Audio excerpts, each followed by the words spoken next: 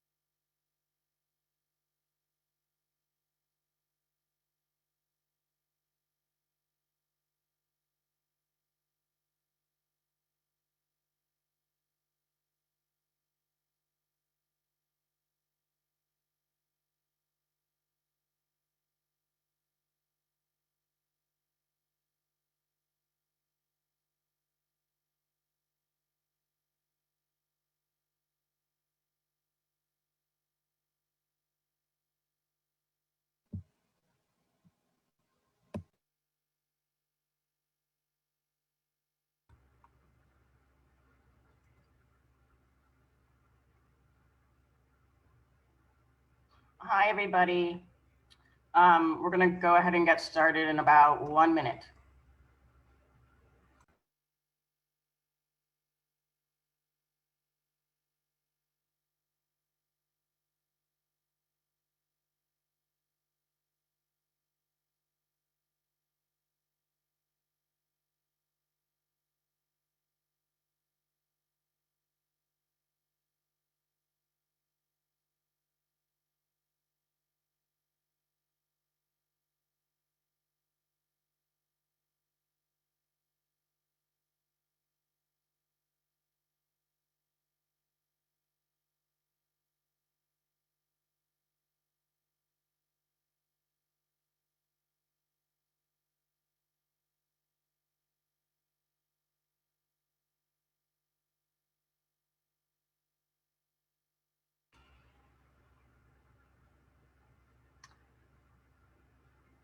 Okay, let's go ahead and get started.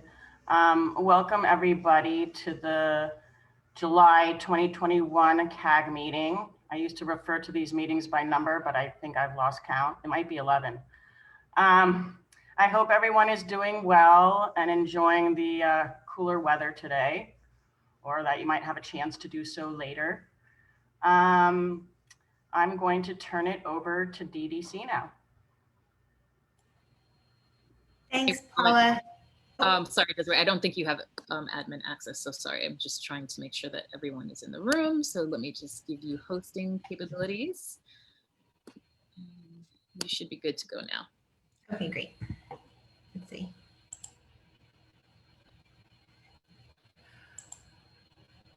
Okay.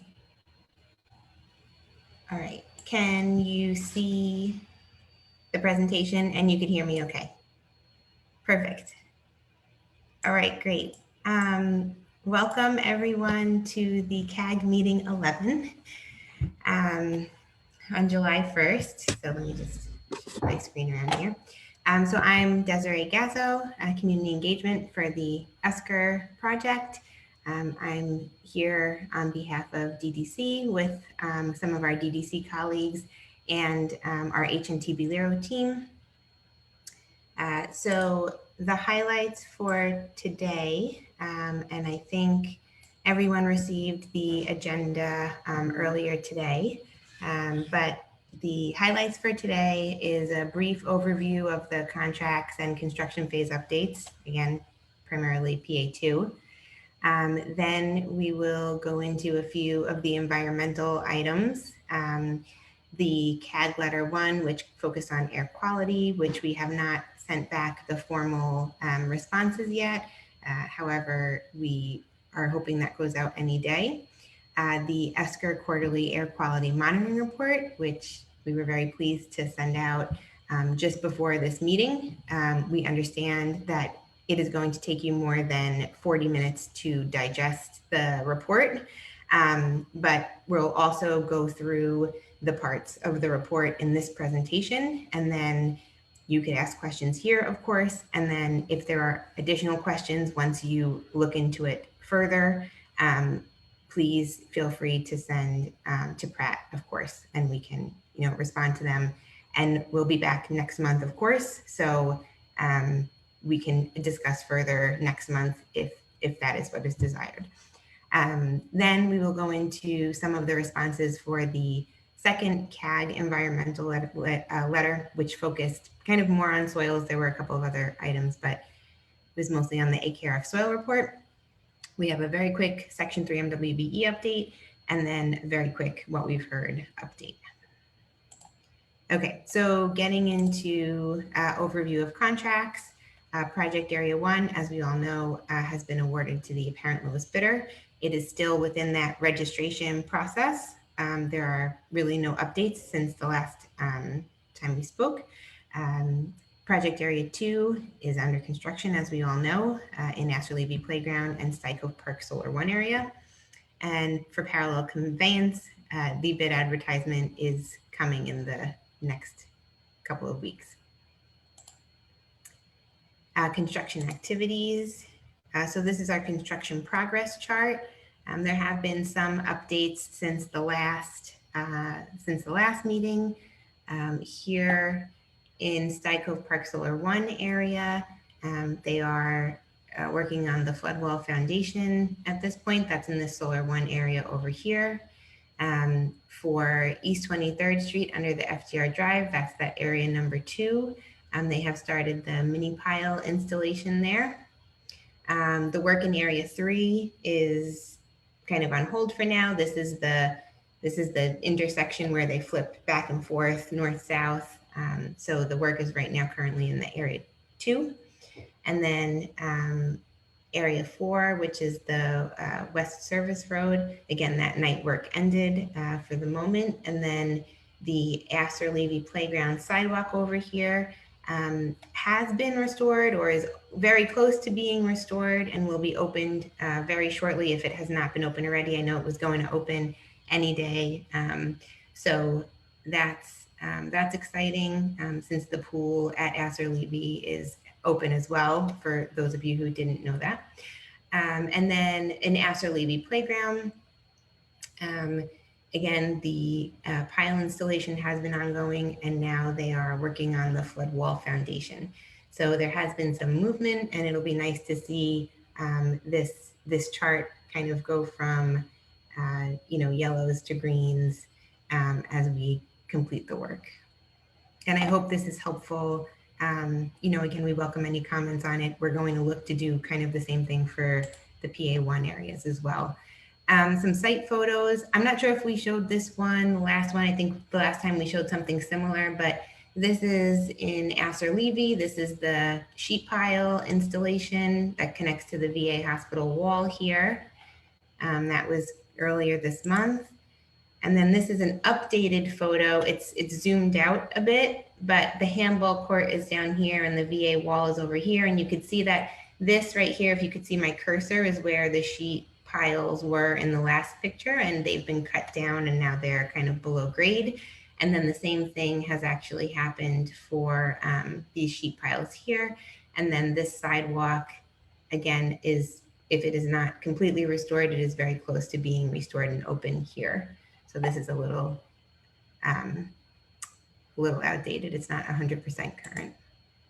And then this is Solar 1. Again, here's the sheet piles and the H piles here, kind of coming along, and they're continuing work on the foundations.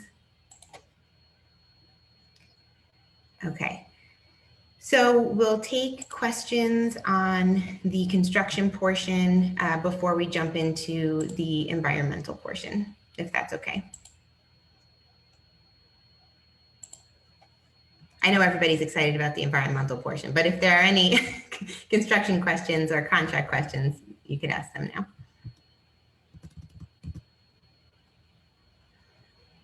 Anybody?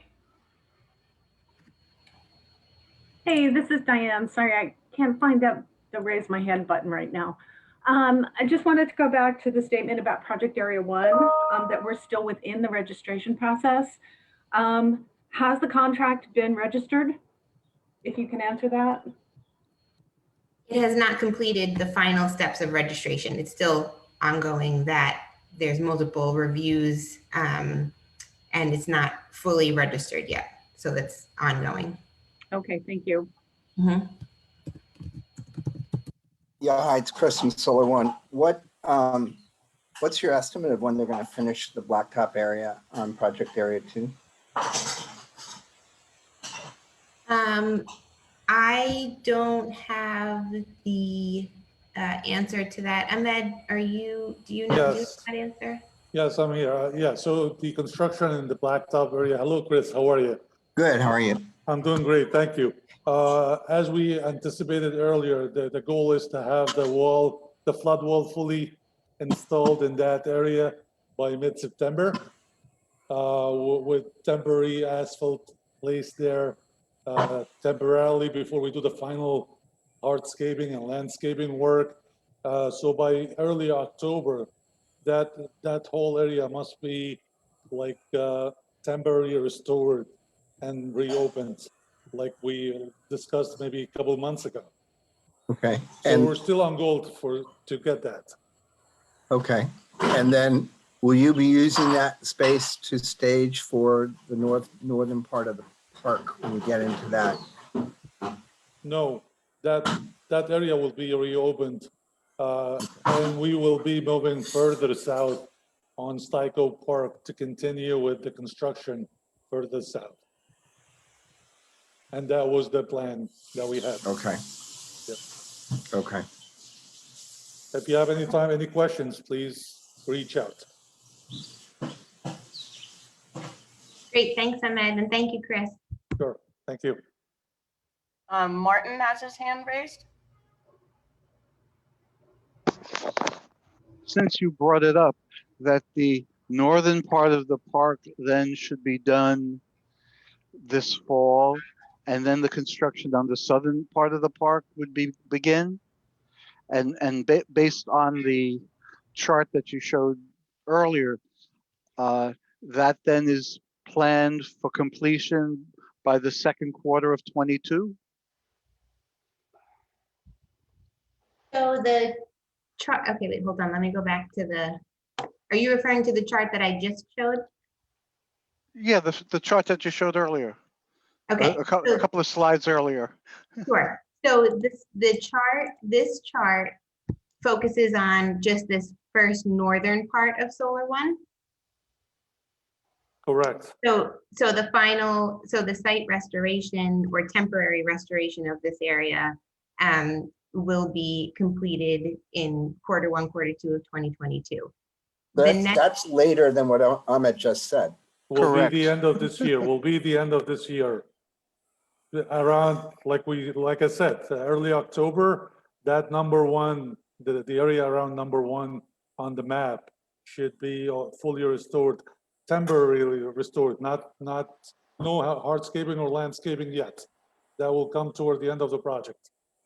Sure, apologies. This shows the completion for the full kind of area, which includes Asser Levy and all of the other portions of the project, not just Solar One. I think Ahmed was speaking to Solar One.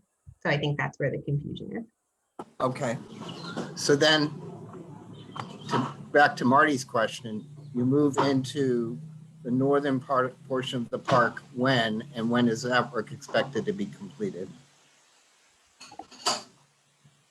You mean to do the final restoration? When you move into the northern portion of the park, that is south of the Blacktop area before 20th Street. Yes. Right. Go So from 20th to the Blacktop. When does that start and when does that end? It is going to start about the same time after we do the temporary restoration in number one.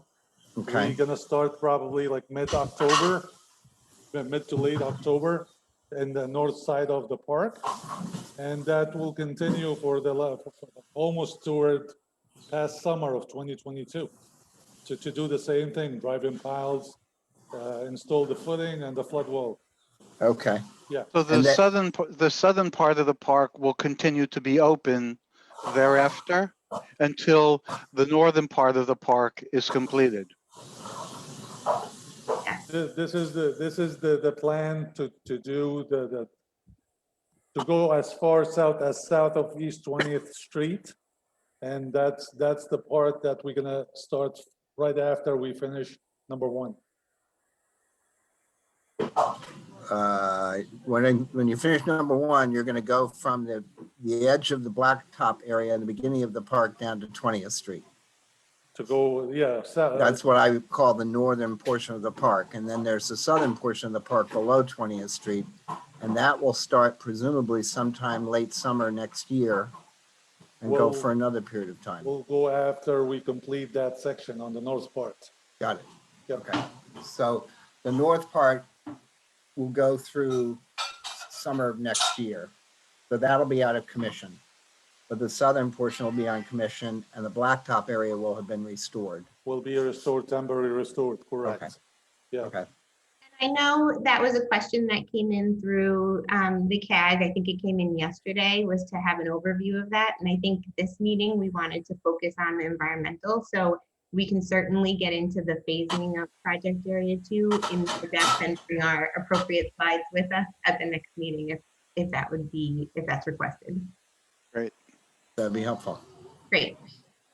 Okay, are there any other questions on construction or contract? And I think there's a little background noise. So if everybody who's not speaking can just put themselves on mute, that would be great.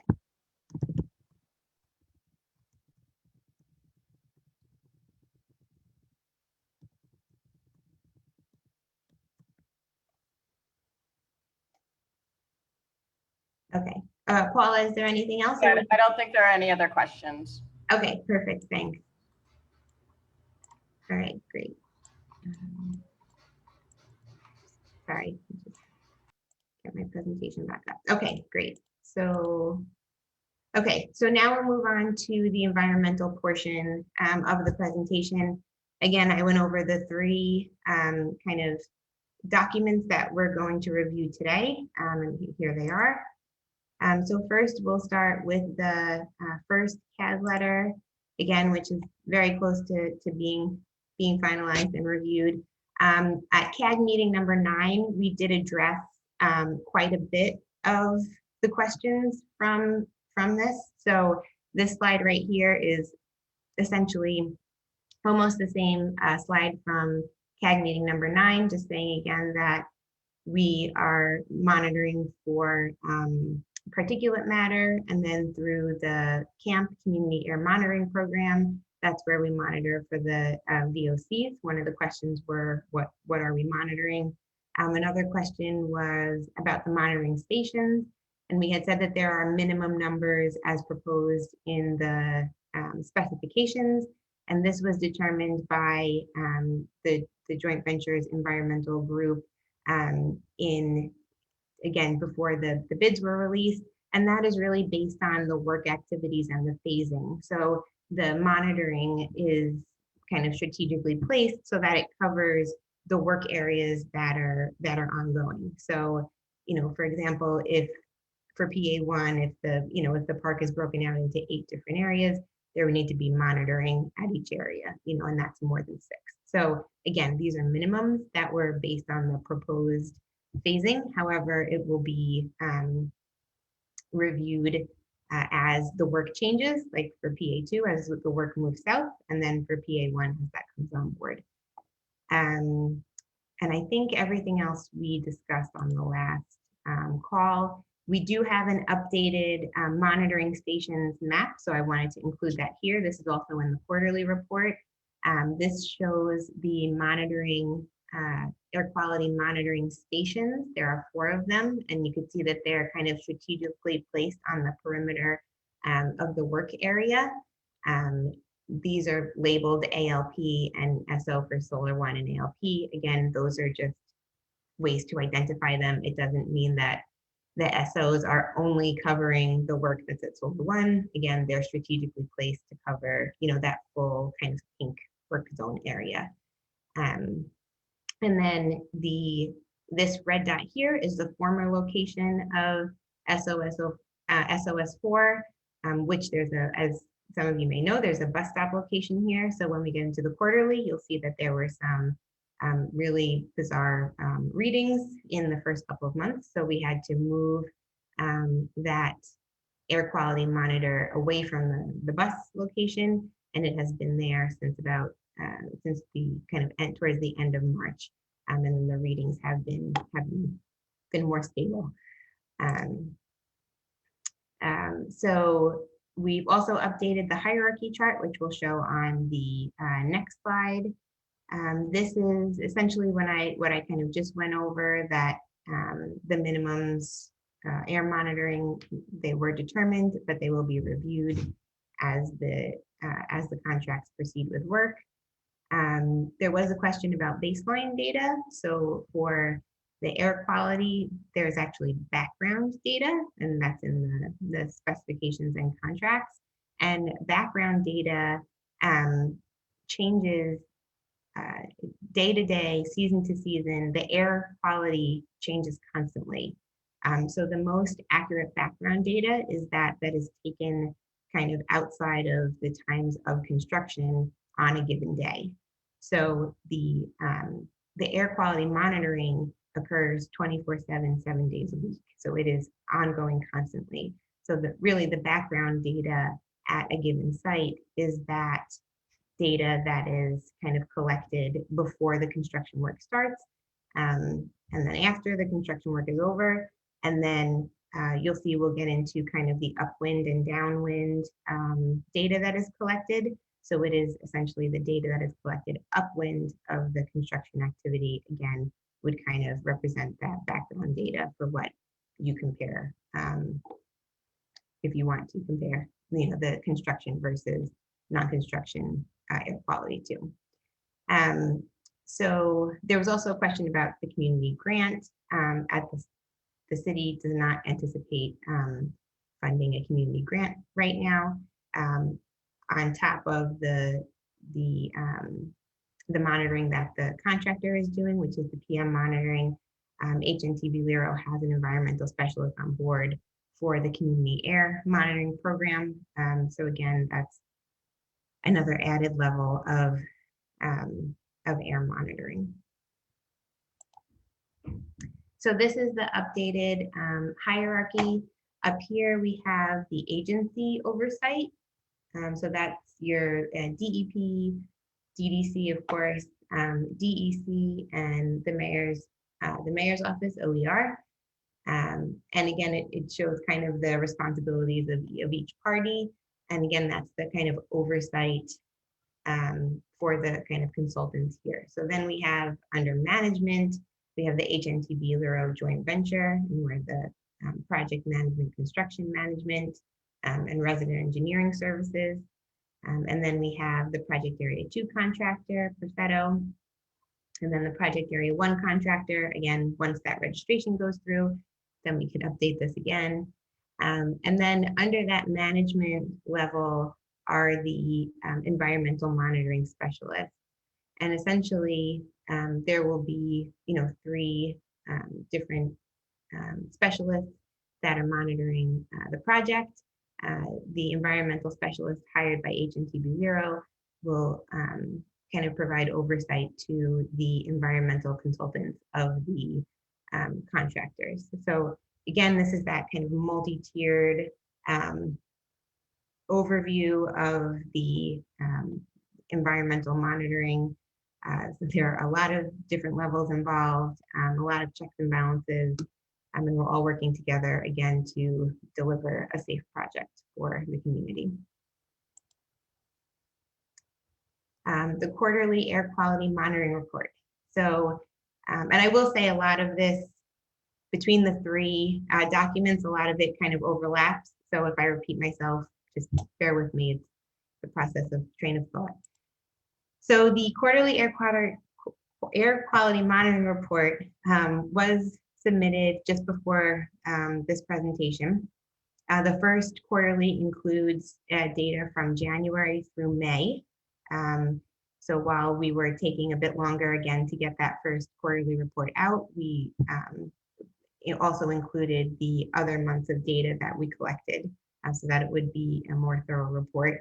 And then June will be issued as an amendment to this report. And then that will bring us to mid-year, and then we'll issue quarterly from there, the next one anticipated in fall of 2021. So as now you can see, the table of contents for the air quality monitoring report, it first goes into kind of just an introduction of the project and air quality. Then we go into the project area, which everyone is familiar with. And then air quality monitoring, what is PM and how is it measured? And then just a review of kind of the steps of the management program. It's our anticipation that this part 1 will stay pretty regular every quarter. And it's really the part 2 that will be the part that is changing. So as much as we can, we are not going to touch that kind of first part. And then we'll just provide updates on part 2, which actually shows the data that is being measured. So what is PM? We've been talking about PM 2.5 and PM 10, and that stands for particulate matter, and it's a mixture of solid and liquid particles found in the air. The PM 10 versus 2.5, that's the different size of the particles. So the PM10 are larger particles, and that's generally from kind of dust, unpaved roads, it's a little bit, dirt, dust, etc. And then the PM 2.5 is typically kind of emissions that are associated with construction vehicles, etc. So,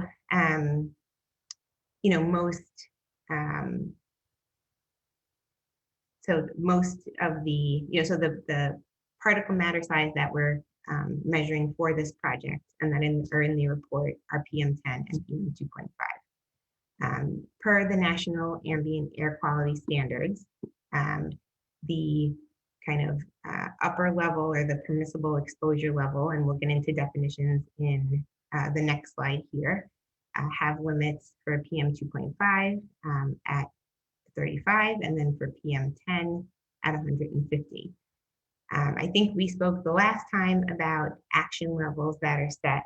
So the alerts that we were discussing in previous meetings that the project manager and the environmental specialist and the folks on site get are at a set action level. So the action levels are set lower than the permissible exposure levels. So that way the contractor can take action before a permissible level is reached. And again, taking action is through those kind of mitigation techniques, which they are using even before action levels are reached. They always use dust suppressants. They always use watering down, tarping. We've gone over in the past, we have a slide all on mitigation techniques. So they are constantly using them. However, if an action level is reached, then they look at the construction activities and determine, okay, is there a vehicle parked underneath the sensor for the air monitor? Then we have to make sure the vehicle is shut off and it's not idling anymore. Is there, too much wind blowing, etc. So there are different things that they can do to, again, not hit that permissible exposure limit. So the definitions, the report covers several definitions. As I mentioned before, there's this upwind and downwind calculation. So the net particulate matter is the difference, the value, the difference between the upwind reading and the downwind reading. And that is how the net particulate matter is derived. And you'll see on the chart, which we'll look at in a minute, that there are 3 lines, and one is the net, and that is kind of what we're looking at. We do in the report also explain exceedances for the individual readings, just so you have them. However, the net is what is the reading that is looked at when you're looking at the readings and overages, etc. So the daily value for the PM is the 24-hour average concentration of PM. And again, we get into this more in the report, but the National Air Quality Standards measure PM in 24 hours. So they look at the daily value. Did you exceed the PEL for the permissible exposure limit within, as an average of 24 hours? The way the data is shown on the graph is in 15-minute intervals. So we average in 15-minute intervals to make sure that we never exceed the 24-hour daily value and that we're always on top of things. So I know this is a lot, but trying to explain it, so that way it's easier when you read it. We went over the action level already. An exceedance is a value that's above the 24-hour standard. Again, that time-weighted average. An exceptional event and an outlier. These are items, for example, you'll see in January, February, and March when that air monitor was at the bus station. There were plows that were idling there. There were buses that were idling there. Those were not events and overages that were caused by the construction work. So those would be kind of exceptional events. An outlier is usually like 1 point that is completely off the charts, and that's typically unexplained. But there are things that, again, are not caused by construction activities that the monitors pick up. So again, this is our air quality monitoring map. This is a sample of the data plot. Up in the data plot, you'll see the month and the year of the reading. So for every month, there'll be 4 data plots.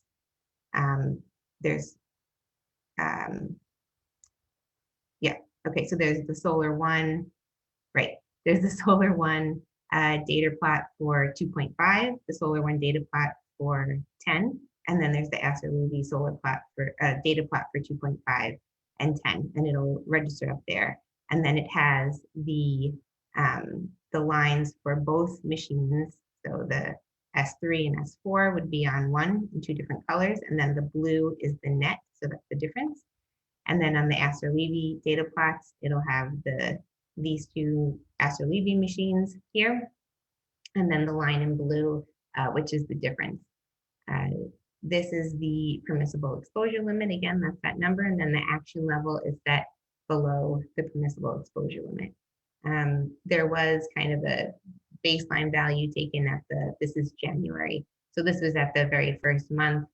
However, again, it changes per day, per month, and that's kind of where that background levels that we were talking about earlier. And then the upwind and downwind is based on the actual weather conditions. So that is subject to change on a daily basis, and that's all calculated and picked up within the air monitoring station. So again, I think we've talked about that kind of multi-tiered approach to quality monitoring, and it starts with the air quality management plan, and then the air quality mitigation techniques, and that's the dust control, etc.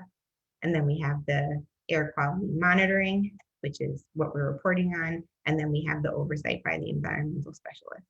So again, in the report, there's much more information on each of those kind of steps. Okay, so to get into the actual data summary, so that's in the part 2 of the report. For the work activities, again, air quality is monitored 24/7, and the typical work hours are 7 to 3:30, 7 a.m. to 3:30, and then nighttime is 9:30 p.m. to 5 a.m., and that's typical. It may change based on how we get approvals to work. So again, for the West Service Road work, the nighttime work was originally started later, and then it was extended to start a bit earlier, so that way they could get kind of the noisiest portion of the work finished earlier before it got too late at night and folks were sleeping. So that will change. This is just typical and kind of what we've experienced for this portion of the report.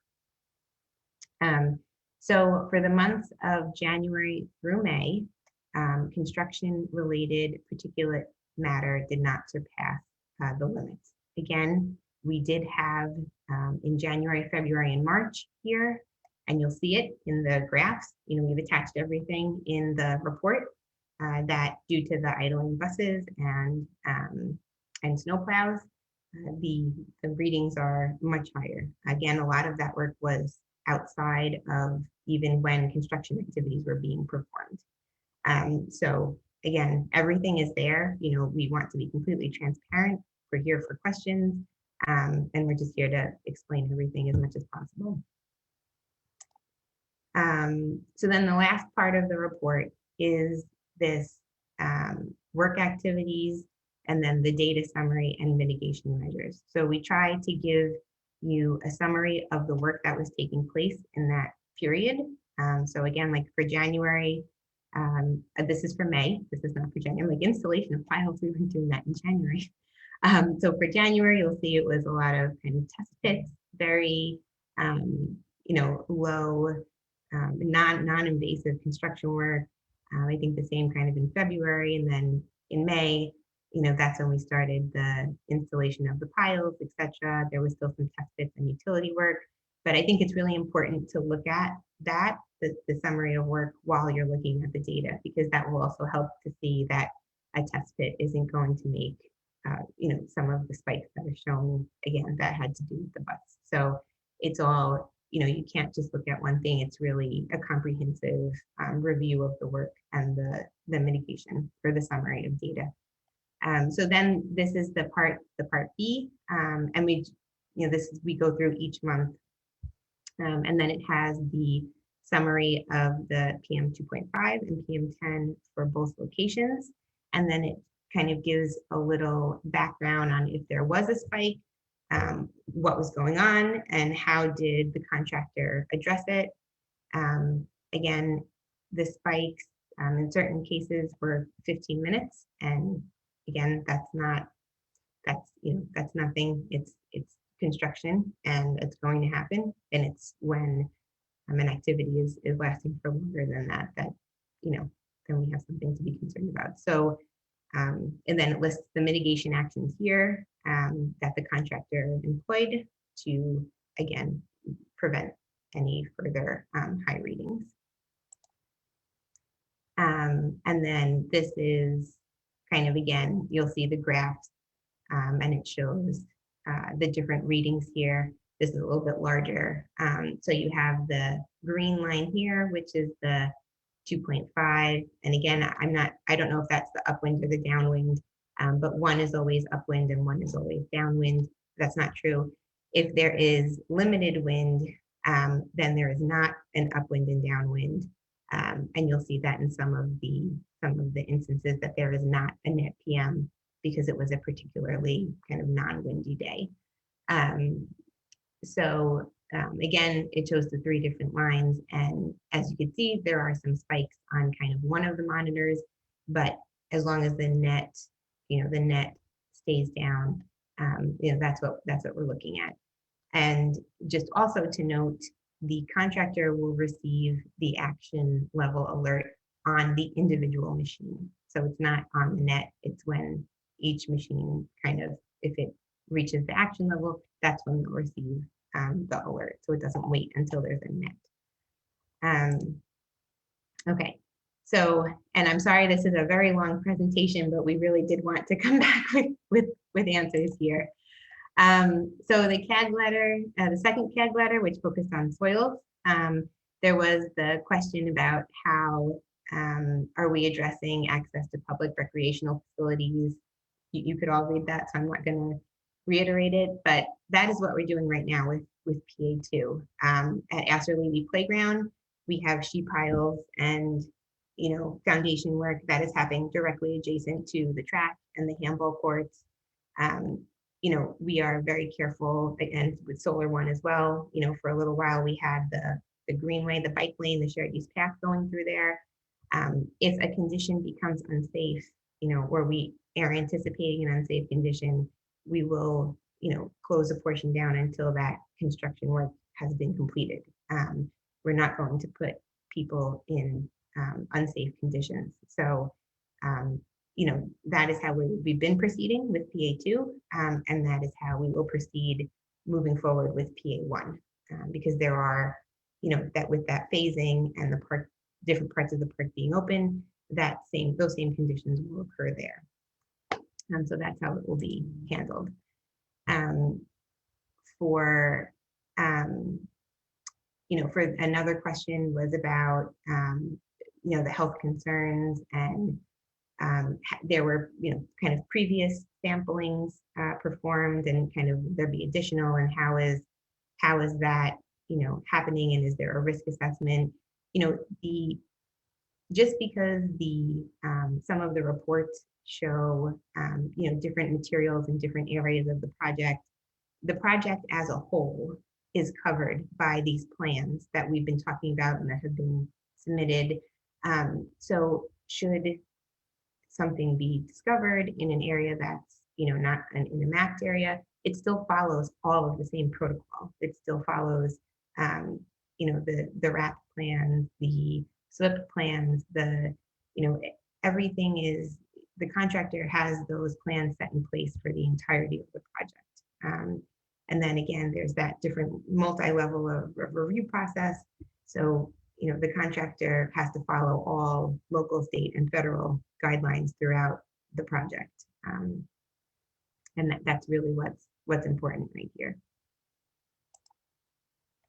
For the fill excavation, most of the existing material on site is remaining on site. Because we are raising the park, the majority of the fill is being brought in, and that has to be tested and go through different, it has to meet certain standards before it can be brought onto the site. And I know that's been a recurring question. Where is it coming from? How much? And that we cannot get into specifics about now until the PA1 contractor is brought in. So that's always a question, I know. But for this particular question, a lot of the excavation work is, or just for kind of the utility relocations, which is very minimal compared to the amount of fill that is being brought in. For PA2, again, the fill is 1 or 2 berms in Cycle Park, or a couple of berms in Cycle Park, and then any material that needs to be brought in to, again, like backfill trenches, etc.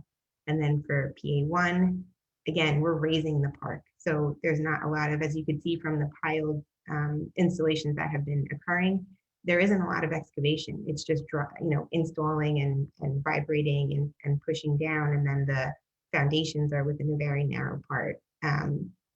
Again, there is excavated material. Anything that is excavated can be reused if it meets certain criteria, which we put some of it here. And there's more in the letter response. I kind of shortened it for this. But and again, unacceptable material, when we say, oh, that material is unacceptable, it might be because the fill material needs to be compacted to a certain compaction level. And if there's too much organic matter, or if there's large rocks and concrete and debris in it, that can't compact right. So it either has to be kind of reprocessed, which is kind of screening. The contractors will do on-site screening, and then they could kind of repurpose it by kind of crushing out the concrete and different materials to reuse it again, all within compliance of the specifications. And this is what I was talking about with the fill material. So the fill material that's being brought in has to meet, there's several requirements. 5 are listed here. In the letter response, it will have the full response here. We tried to shorten it here, but it needs to meet these requirements, and it will be tested and approved and submitted. And there's different, fill isn't necessarily just soil. Fill material can be many different types of materials. But again, it needs to be well graded, it has to be crushed, and it has to be able to be condensed and compacted to meet the levels required for the project. And again, to reiterate, the public health air quality monitoring is in effect 24 hours, 7 days a week. We have the mitigation levels. I've discussed this quite a few times, so that's in there as well. These are the 2 kind of outlying questions. The bid documents, we submit the mass mailing to the community board.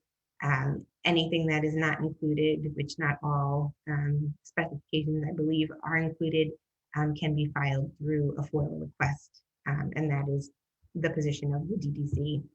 And then there was a question about sewer work and the dollar values. So there is sewer work within Project Area 1 or SandRes M1, contract SandRes M1, and SandRes M2, as well as parallel conveyance. So it gives you here the total of the total dollar value allocated for sewer work.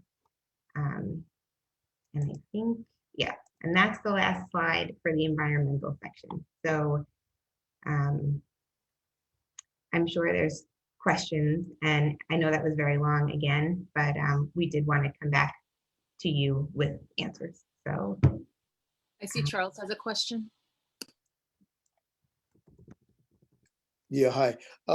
My question is, you moved the air monitors because there was too much interference from buses idling, but isn't that the side of the road that people live on?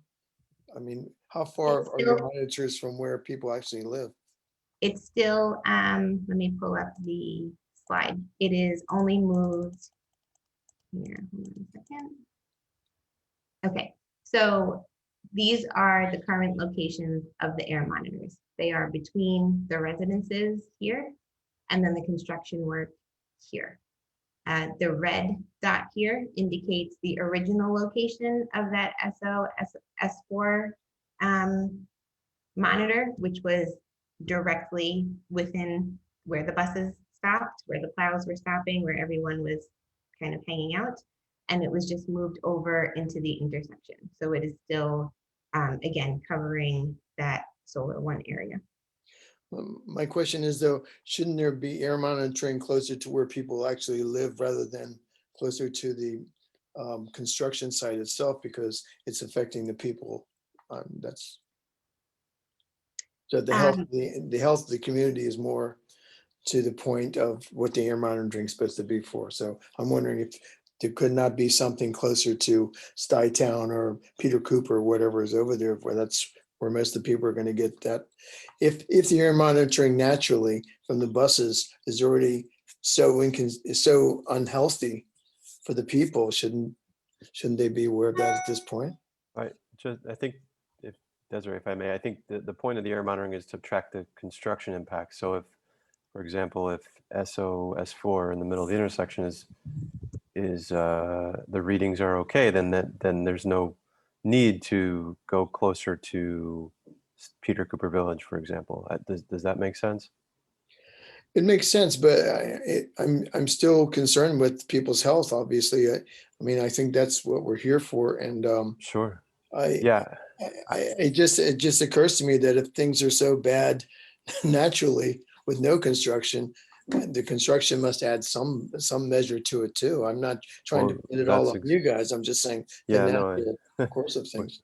Right. We're not the MTA, of course, but I think we're just trying to manage what construction we're doing on a day-to-day basis, and ensuring that that's not creating an unhealthy situation for the community. So, and that these monitors were, the locations were selected based on so an environmental consultant that has experience with this kind of work. So that's okay. My other question is how is the hot weather and the humidity how would that affect the air quality from your experience? I mean, we've had very tough weather the last week or so, and I'm just wondering how, looking into the summer, how that's going to affect us. Do you have any ideas whatsoever? Sure. And Charles, I can't speak specifically to that, so I can try and get an answer on how different types of weather might affect air monitoring, but that is not something we can speak to today. So if it's okay, I'll try and find that out and then provide you a response.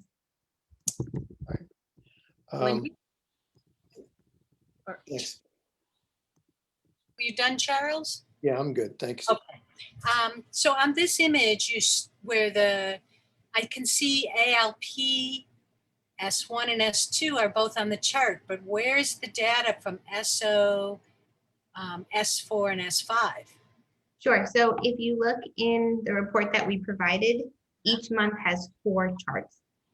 So there's a chart for Astor Levy Playground for 2.5 levels, a chart for Astor Levy, again, ALP is just a Astor Levy Playground monitors 10 levels, PM 10 levels, and then there are 2 additional charts for the Solar One, PM 2.5 and PM 10. We didn't put them all in this presentation, but in the report, you'll see each month has 4 charts. Thank you for explaining that. And are you going to be putting out any other kind of data besides this that's more accessible to the public, or is this going to be this is going to be what you're going to be offering? Right now, this is what we are offering, the quarterly reports, similar to what we just had, except not 6 months or 3 months after it's supposed to be presented. So it would be more regular. But it'll still be well in the past that the public has access to the data, correct? Sure. And then it was asked in one of the letters, and I think it was the first one, if there could be more frequent updates to the CAG. So we would look to report monthly any updates that we have on the air quality monitoring. So LES Breathe now has its first 2 monitors up and it's open public data. Can you make this data open public data as well? At this point in time, I don't think that is, I know that was asked and that has been asked, and we can certainly bring it back again. And that's the most I could say right here. Can you go to page 27, please? Sure.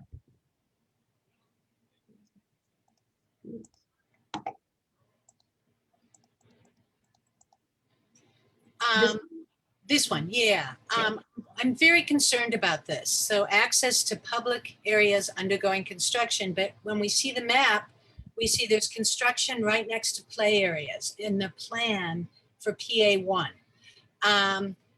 Obviously, it's easier to restrict the public in project area 2, but if the park is to be 42% open all the time, how will public health be protected when this is very clearly stated that we should be the public should be restricted from construction areas? Yes, from construction areas. So let me pull up, hold on one sec. Let me pull up our picture of, we'll go back to here. So right now in Astor Levy Playground, for example, the track is right here and the handball court is right here. And there is construction work happening right within Astor Levy Playground. And open? Yep. The track is open because the dotted line shows it within the box. The track is open. This is this white line. Here's the VA hospital wall right here, that gray line. So this is the track. So that is open and the handball court is open and the pool is right here. So PA2 is very much so directly adjacent to recreational facilities, and it's the air monitoring, the mitigation techniques, the multi-level of management and oversight. That is what is protecting, regardless of if it's recreational activities or homes or a sidewalk, we need to protect anybody who's adjacent to the construction activities, and that's play areas or parking lot, anything that's adjacent. So the monitoring plan, this whole program is put in place to protect anything that is surrounding the project area and anything that is surrounding the construction activities. We need to protect the workers, the public. We're on site, daily. We have lots of people that we are responsible for protecting, and that is why, that's all of this is in place. But if you have more questions, I could certainly. Yeah, I'm actually really concerned. The swimming pool is right next to a monitor that has shown spikes. Is there any public notice that, air quality is being affected around people who are running or swimming right there? Sure. So none of the spikes that have occurred will affect the health and safety of the people. Again, air quality is typically measured as a 24-hour average. The monitors and the readings that are on ours are 15-minute time-weighted averages. So it is, again, we're taking the extra levels and we set the action levels so that as soon as the levels are reached, or the action levels are reached, the contractor could take action. I think, as you will see in the reports, once that one air monitor was moved, the readings only happen, the spikes, again, most of them are only from one machine that we talk about, not even the net PM. And again, they're for 15-minute averages. They're not 24-hour averages. Again, if there was a health concern, as we stated before, the public would be notified immediately. So if that helps explain it, Wendy. It does. I have a couple other questions. I don't know if other people want to jump in, but I do have a couple more. Yeah, Paula, I don't know how you want to take, questions come back with, or I don't know how you want to, I don't know how many people are. Yeah, I do want to be conscious of time. Well, first, does anyone else have a question right now?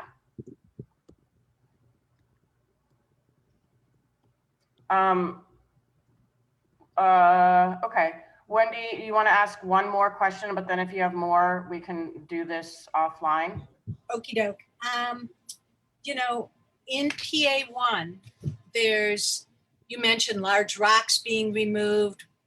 First you said minimal disturbance of the existing fill, but you said large rocks and other things that will, you know, impact the settling will have to be removed. So that could actually require quite a bit. Plus isn't there sheet piles being driven through, and kind of major work on the sewers and other things that we should not take lightly. This is not minimal disturbance of existing fill. This is going to be, I think, pretty big. Plus you're bringing in not a tiny amount, but nearly 750,000 yards of fill. It's not a little bit of fill.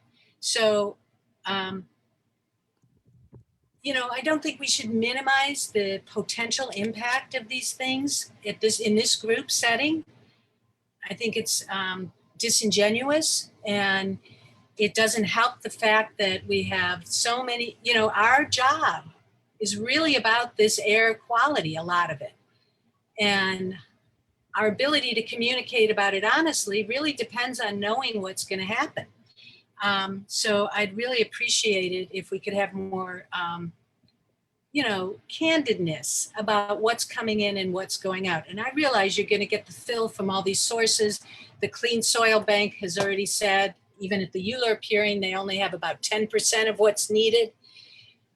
I just want to let people know that I'm concerned about how little information is in that big soil remediation action plan that I sent you all. How little information, 2 paragraphs, cover the incoming fill. And this is, you know, 9,000 people living right next to it, and 110,000 more of us that the city has said is going to be impacted. Sure. So hold on a second. Okay. So when I spoke to well, first of all, let's rewind a little bit. So the question that was asked was kind of what was the percentage of fill that is being excavated. In truth, the majority of the fill is not being excavated because we're raising it. Yes. And this, I guess this is really looking at PA1 and PA2. We can talk about maybe parallel conveyance on another call as that becomes closer, because we really haven't talked about that. The data that I have here is primarily for PA1 and PA2. So for those projects, the majority of the fill will be being brought on site, like you said. That is the majority.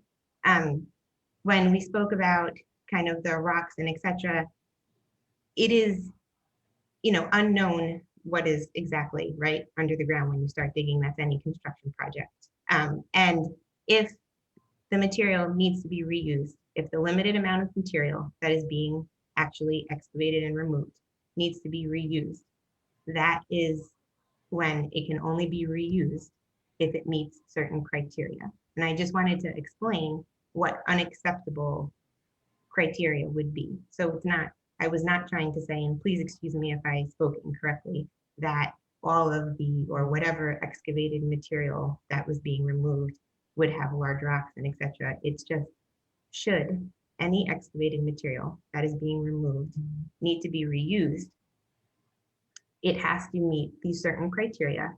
And if it doesn't, it can be reprocessed to meet those certain criteria.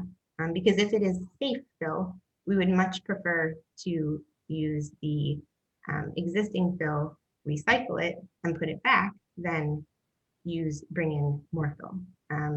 It's kind of part of our Envision program, and there's a lot of different other, you know, goals that the project is meeting.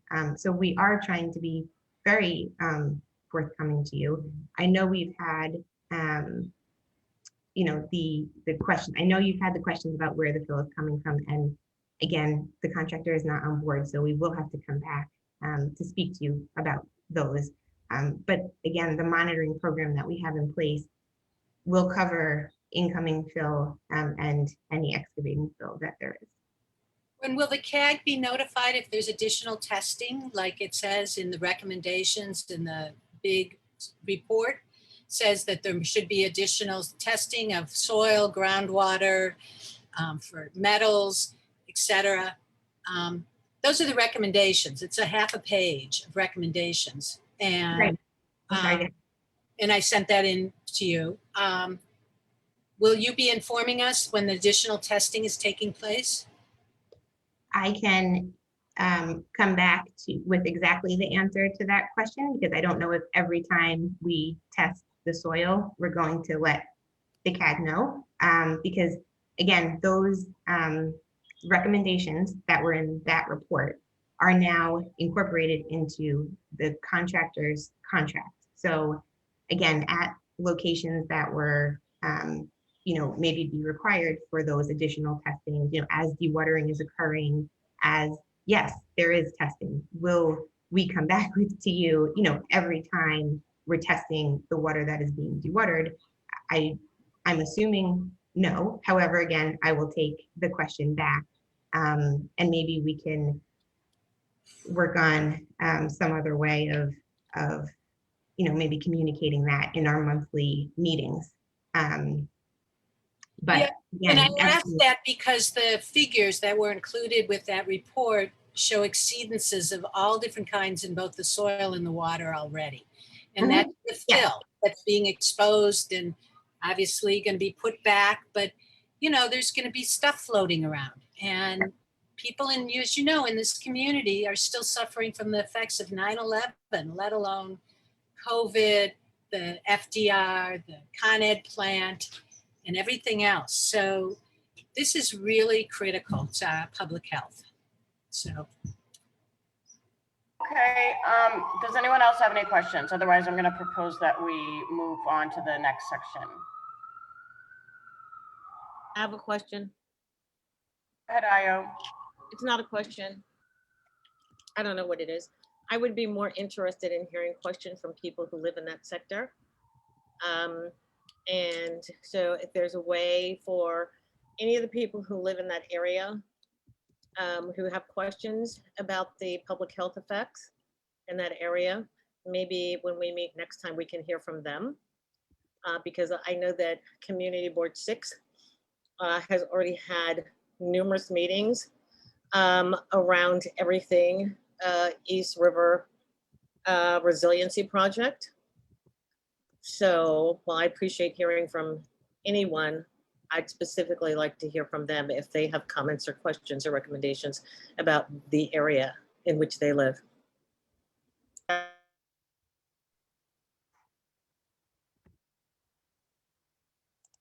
Okay, Desiree, you want to go to the next section?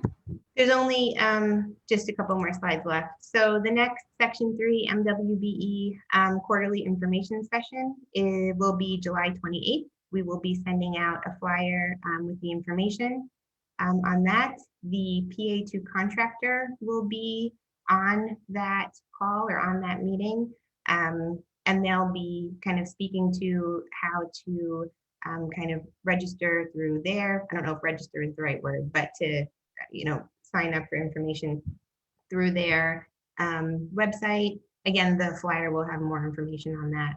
And then we're going to send out an MWBE Section 3 survey of, what do people want to hear about, what can help, etc. So that should be released next week, as well as the flyer. What we've heard, I think by now everybody is aware about the funding announcement from the mayor's office for the amphitheater cover, flyover bridge, and Murphy Brothers Comfort Station. We do not have next steps at this moment. That we will, the city team, because there are different agencies kind of involved with each of those projects, will come back with more information at subsequent meetings. And then the homeless encampment, I know, is brought up sometimes at the community board meetings. We didn't get a chance to present at CB6 for this Monday, but we did just want to update you that the PA2 homeless encampment that was there under the FDR by 18th Street has been relocated earlier this week. So I know that was, again, a question. A portion was relocated earlier in the project when we had to get to a specific sewer manhole. And now the other portion has been relocated with the folks and their belongings. And so we just wanted to provide an update on that. And that's all we have for the last bit here. Thank you, Desiree. Trevor, I see that you have a question. It's just a quick question about, and it's in what we've heard, and you don't have the answer now, but if we could find out some more information about the amphitheater cover. In previous meetings, we've been told that it's been designed or sort of been designed, and I don't know how it was designed when there was no funding. So, but just find out about the cover. There's been some talk about whether we could incorporate some solar design in that cover. I'd like to see if that's a possibility. I know it's going to be difficult and there are challenges, but if we're building a resilient park, it's something that should be looked at. I don't think we have a design for that cover yet. Sure, we can bring that back and provide you with an update, Trevor.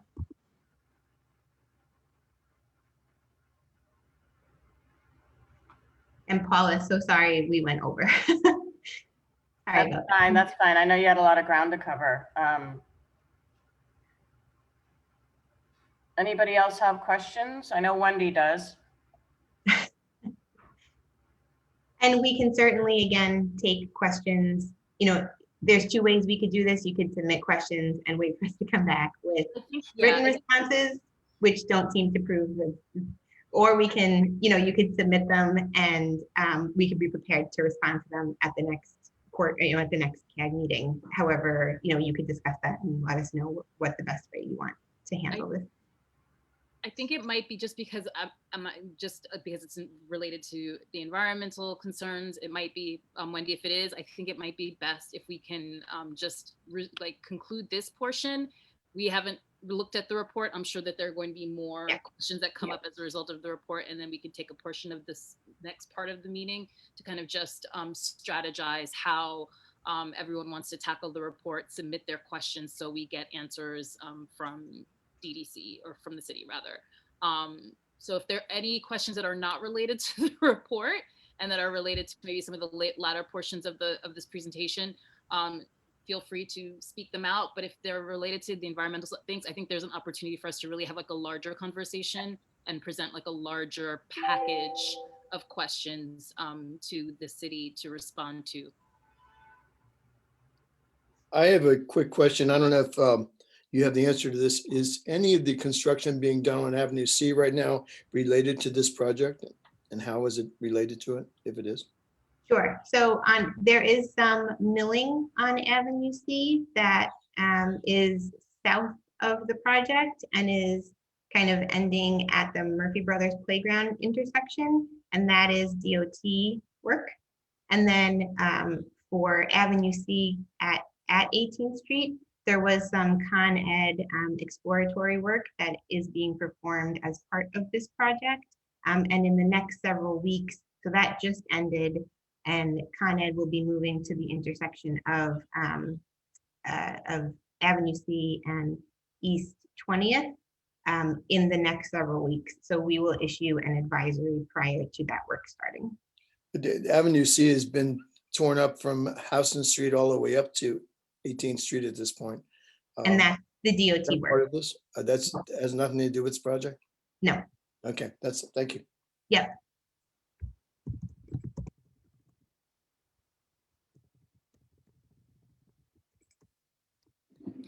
Other questions not related to environmental monitoring?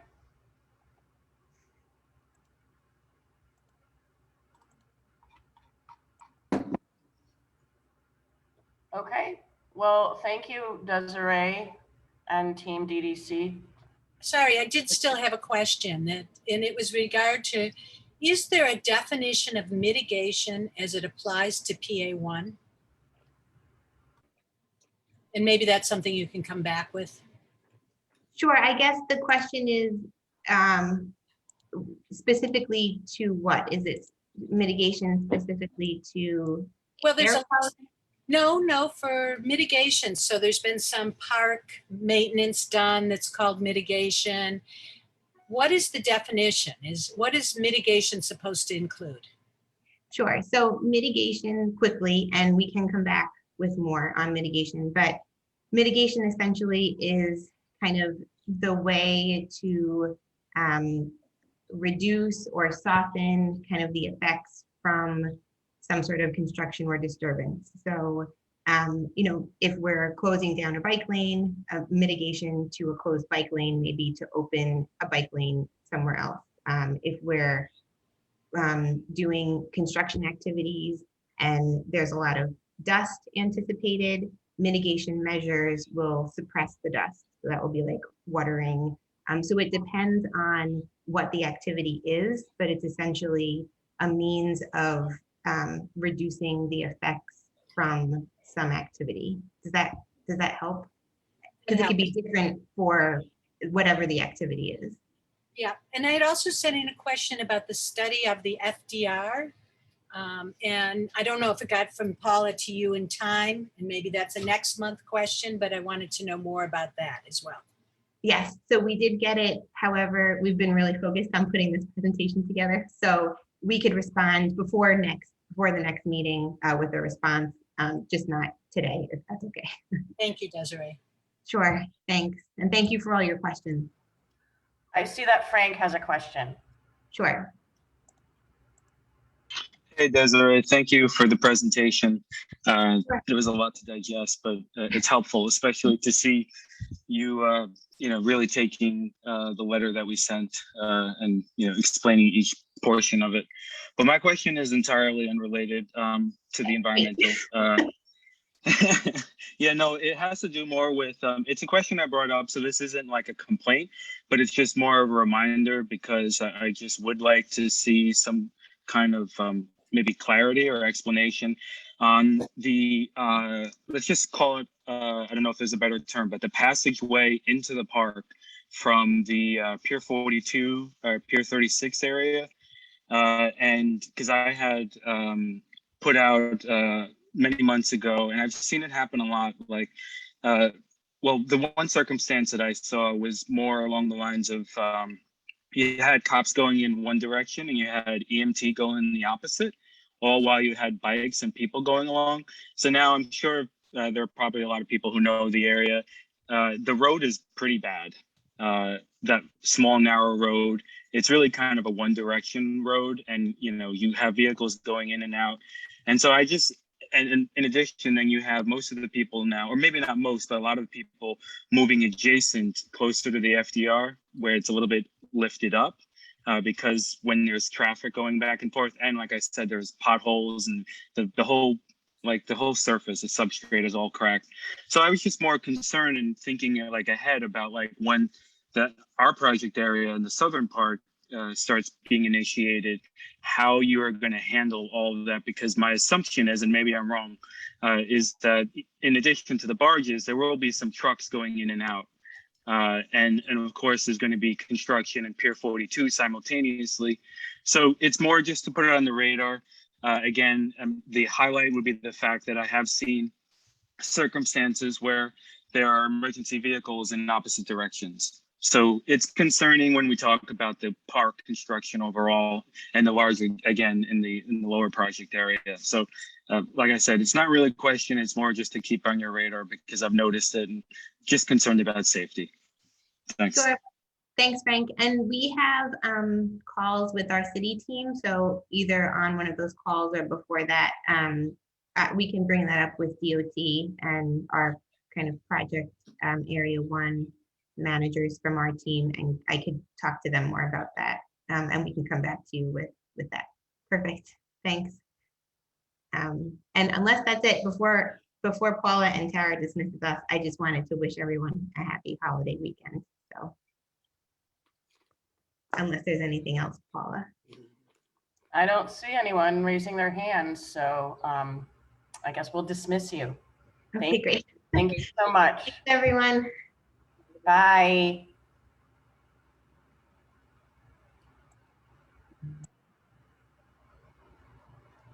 We'll give people a minute to jump off and transition.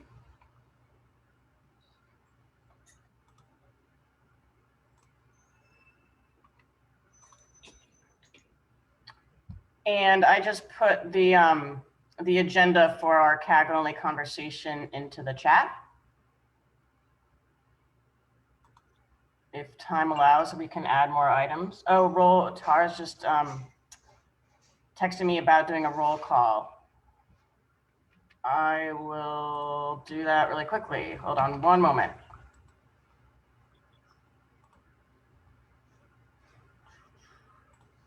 Okay. I was here. Did someone want to say something? Paula, I was just going to ask, instead of taking time to do the roll call, would it be possible for those of us in attendance to just put our names and affiliations in the chat and you can use that for attendance?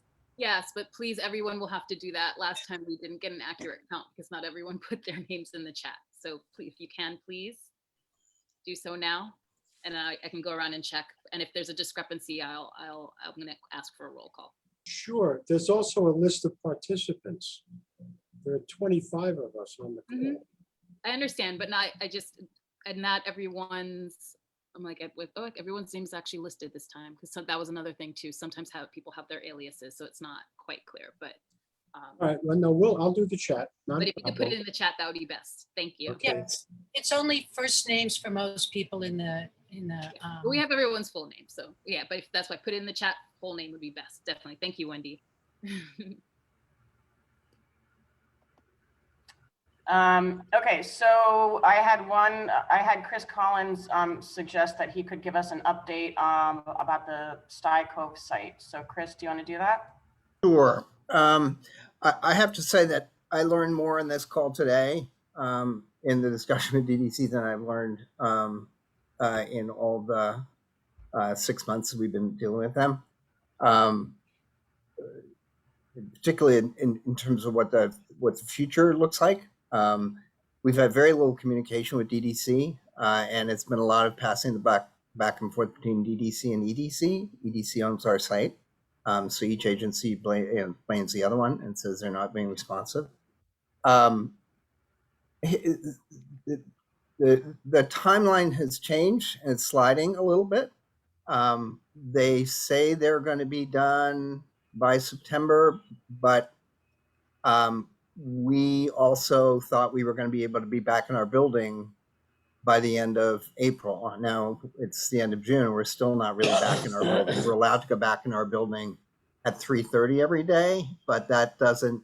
Most of the time, it doesn't have electricity or water, so it's kind of useless to us. And we were supposed to be able to get back in there at the end of April. That was the end of May. Now it's the end of June, and we're still not. We have a path to get there at 3:30 if anybody wants to get there, but you have to walk all the way up along Avenue C to get to 23rd Street and then back down to the building. So it's a little crazy. The understandings that we have from the contractor on the ground vary markedly from the understandings of the contractor overseeing the project and from DDC. So they have different understandings about what's in scope and what's not in scope. And just sort of looking forward for everybody on this call, particularly as you're looking down at East River Park, we kept saying to them, look, we're a partner here. We want to help you out. We don't care if you want to take down our building, go ahead and take down our building. If it's going to get easier for you, we'd be glad to let you take the building down. No, that's a scope change item. That's going to be 3 or 4 months. We insisted that, we had to have some sort of building for us to get our staff in to work in the park. We've had to go out and rent storage containers as well as an office storage container. And we are still trying to get hookup for it. We're actually having to use a gas generator, believe it or not, just for air conditioning because we can't get Con Ed. It's going to be 3 months to get Con Ed in to put a line in. So it's a real, it's a mess down there. And it's incredibly stressful for our staff. And it's not as easy as everybody thinks it's going to be. And we have rolled with the punches. We put up these containers down below 20th Street. So we think we're going to be able to leave them there at least for another year before we have to move again. At that point, we'll probably move back up to the building on 20th at the Blacktop area if, in fact, they say it's going to be done in September, and they're not going to use it for staging for the northern portion of the park.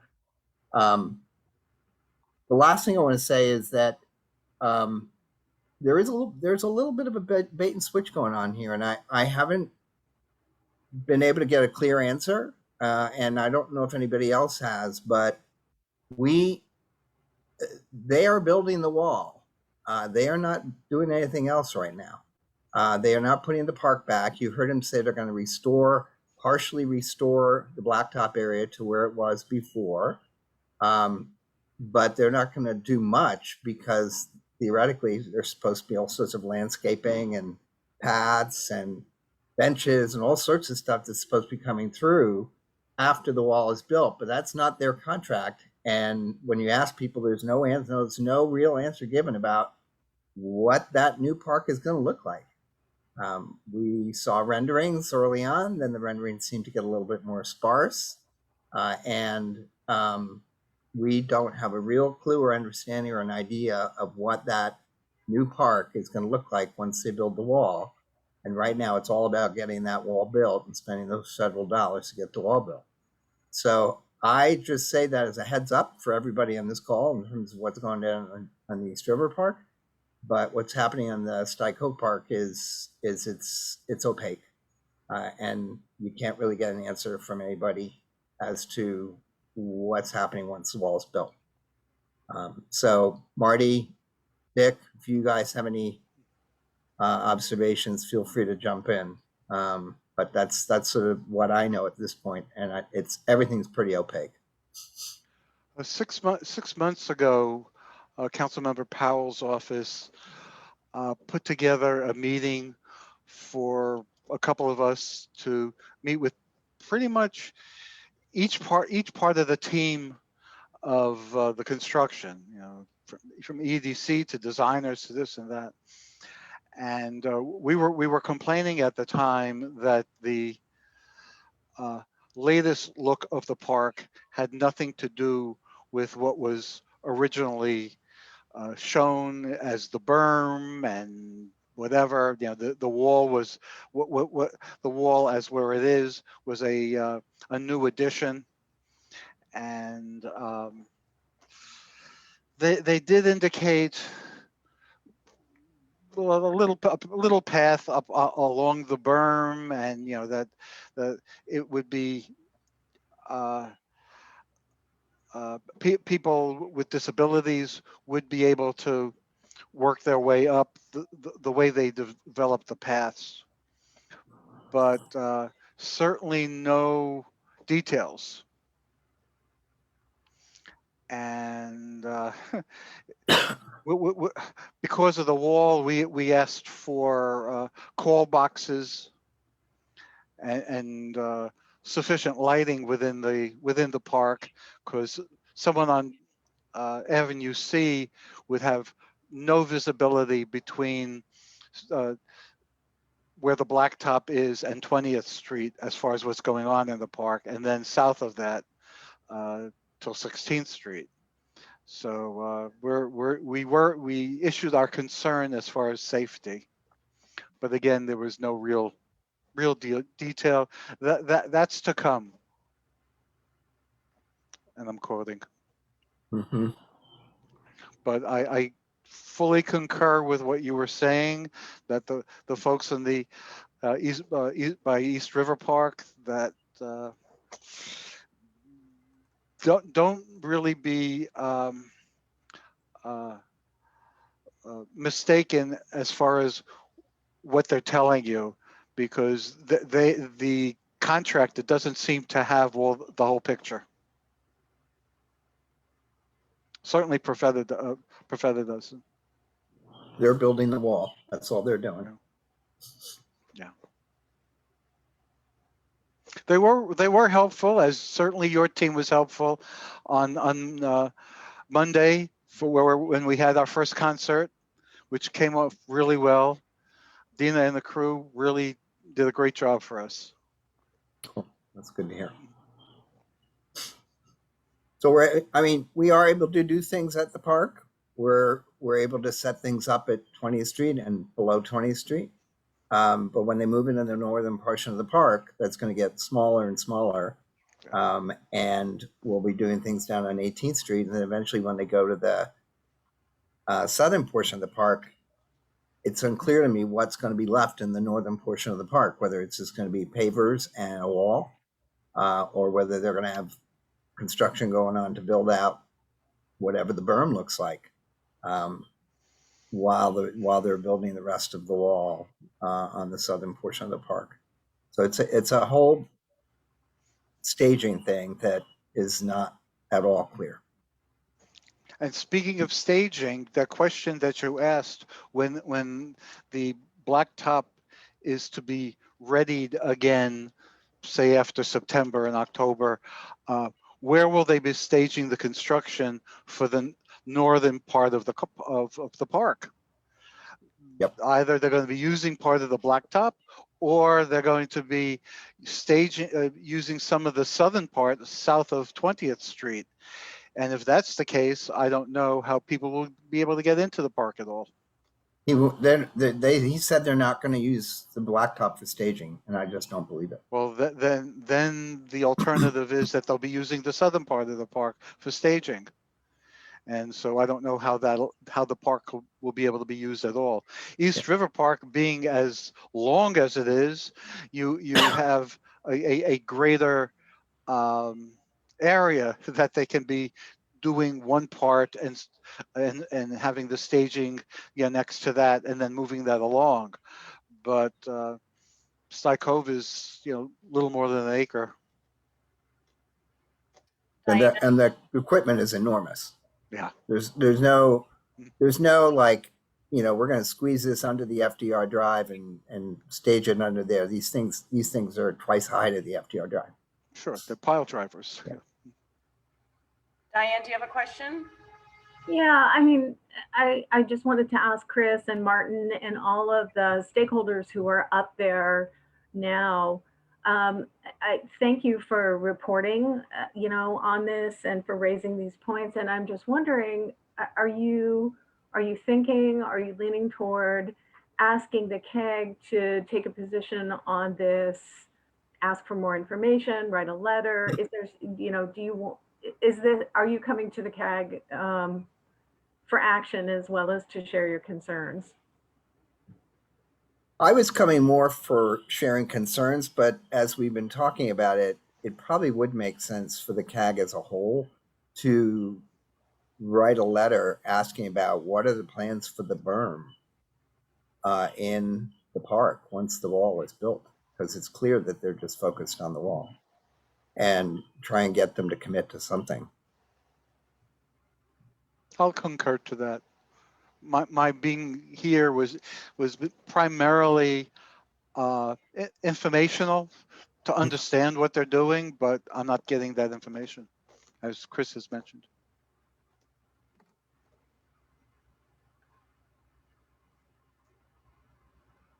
Well, we can help facilitate the process of getting an official letter submitted to the city.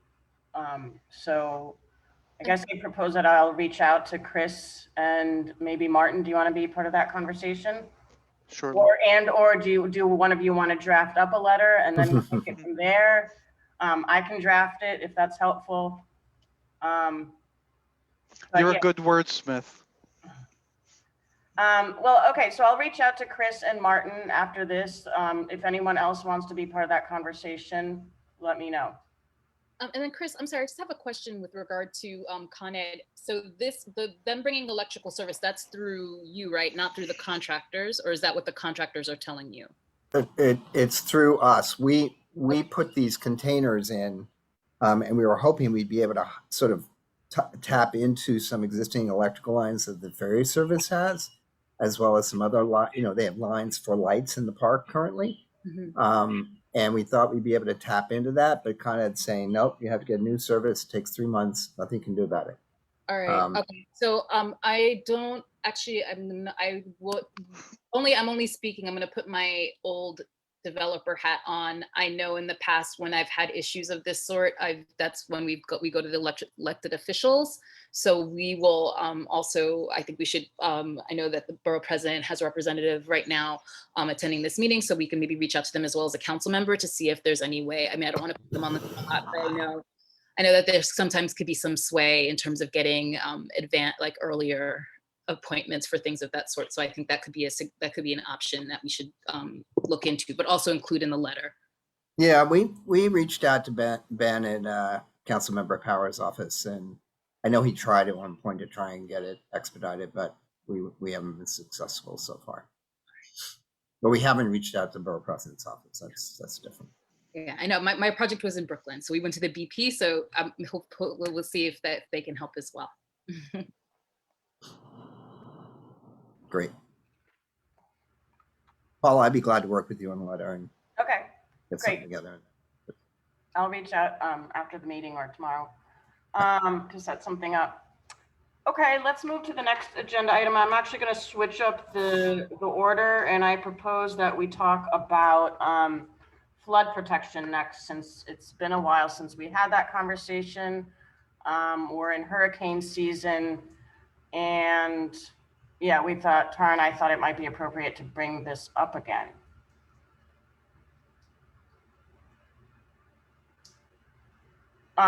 Does anyone want to talk about it? Or the lack of it, you mean? Or the lack of it, yeah. Really, the lack of it. I mean, and we know that I know we've been OEM and other entities have said numerous times that there is done, and there isn't really anything that can be done. But we do know that there also is just overall concerns about even what the plan is. And if there is a plan, and if it is that being adequately communicated to the community? And that's really where we wanted to have a discussion, to talk to you all, to see what you all would like to do on that. Diane? So from what I remember, the city did a study, and one of the big conclusions of the study is that it's not possible to deploy flood protection in any of the areas along East River Park or at the southern part of Sty Cove, which is where most of the water came in during Sandy, because it's going to create a situation where the sewers that are behind the flood protection are going to back up and flood the affected areas anyway. And that was kind of where we left it. They also argued that it was too expensive and too time consuming, but I think that their big point was that they felt that there's nothing that they can do, because the water's going to come in one way or another. Either it's going to come straight in, or it's going to back up through the sewer system and flood from behind. Is that what everyone else remembers? Is that kind of where we stand with the city?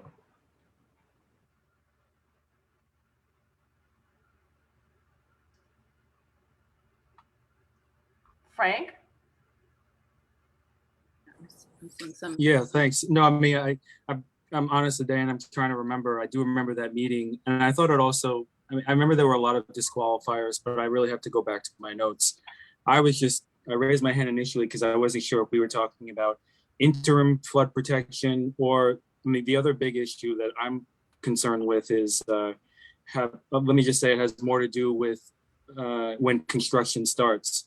But we can't really have that discussion because we don't have a contractor on board. But I would be really interested to have that kind of emergency plan, detailed and made transparent to the CAG, because that is going to be my big concern, is that when they're working on the construction, if it's hurricane season, and it doesn't even have to be a super storm, but what happens if?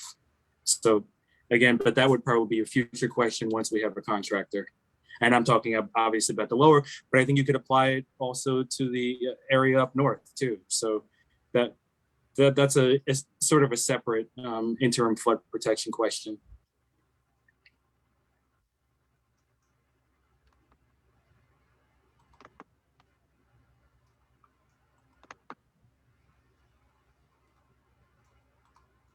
It seemed to me we asked numerous times for interim flood protection, and we haven't received anything. And the city never really gave us a satisfactory answer as far as I was concerned, whether or not it's going to back up from behind or get us from in front. We just said we should need something up there that could not be that expensive for the time being. And the city has put us off continuously. So I have no answer to this, but I was always dismayed by the city's attitude.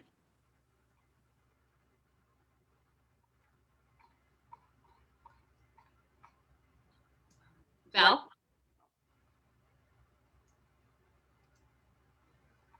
I think your hand was raised, but if you might be on mute. What I remember about the interim protection, and I'm not looking at it, but what I remember about it was that it depends on the level of the developments. Because I remember thinking that at one point I went down to Lands End 2 that has those HESCO barriers out there. And walking home, I realized that I walk continuously uphill. During Sandy, I came out the front of my building and, I had to go to work every day and I didn't see a thing. And then I realized that I have a storage unit in the back of the building, and I go straight downhill to that storage unit. So my thought was, as I remember it, but I think somebody can just look at the report, was that the places that the location had to be low in order for interim protection to work. My other concern with, and I don't know if it's been talked about here, but my other concern with East Side Coastal Resiliency is the fact that the plan in terms of flood protection, the city's comprehensive waterfront plan states housing mobility, which is basically relocate people. And, let me just be frank and let me just somewhat apologize.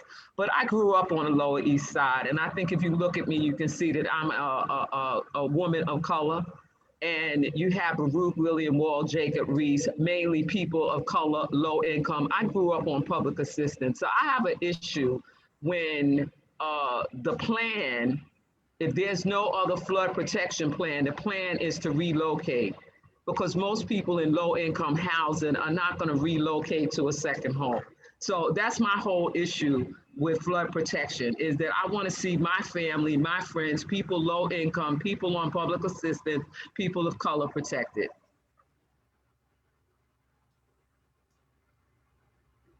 Susan? Yeah, I just seem to remember when this subject came up, maybe this was quite some time ago, they basically punted the issue of interim. Well, it was an emergency and therefore whatever happened would be handled by OEM, that they weren't responsible. That's all I remember. So maybe we need to ask OEM what their plans are. Yeah, which could be, I think that's really what we want to know. And then I know also, again, there's, is there a clear emergency plan that the community is aware of? Wendy, then Trevor, then Diane. Oh, sorry. It was last July that OEM came and reported to CB3. And I don't know if there's a video available for people, maybe Trevor knows, CB3 Parks. And there was a report made by Pat Arno in East River Park Action. And she also had a follow-up meeting with the OEM project lead. And I'm right now taking those two articles out of the website and putting them in a doc. And I'll stick the link in the chat because people, when I pointed that out before, people in this group did not want to see it on the website. So, you can read that report and watch the video and have a better sense. But the outcome is basically the city says it would cost too much. And it was about $4 million.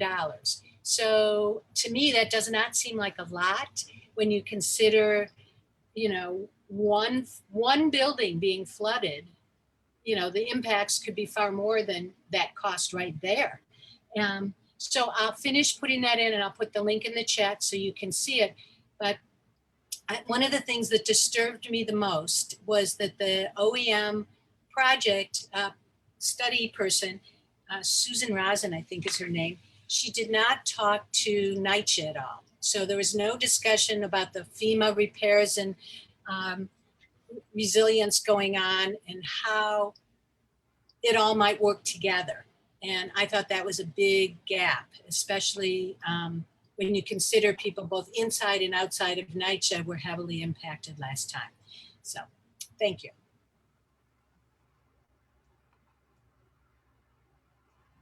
Who's next on stack, Tara, do you know? It was, I'm sorry, Diane, then I believe Trevor. Sorry, I think I lowered people's hands. So actually, Trevor, then Diane, excuse me. Yeah, I'll be quick. We've discussed this a number of times, and it did come before CB3. It was a pretty long discussion. And well, first off, we're conflating two different things. We're talking about emergency preparation on the whole.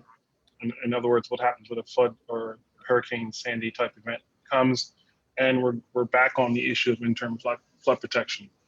Understanding that the flood protection that we're talking about below Montgomery Street is a series of sandbags protecting individual properties. It is not this huge project which is protecting a particular neighborhood, and it's based on location. I'm in a building which will have inflatable bags put up if we have an event that will cause flooding. And it's not, if the Hurricane Sandy comes to this area, we're all in trouble because the interim flood protection will not do anything. In fact, they will not even deploy a team if there is a storm deemed above the height level. So I think we need to separate those two things because it's quite different.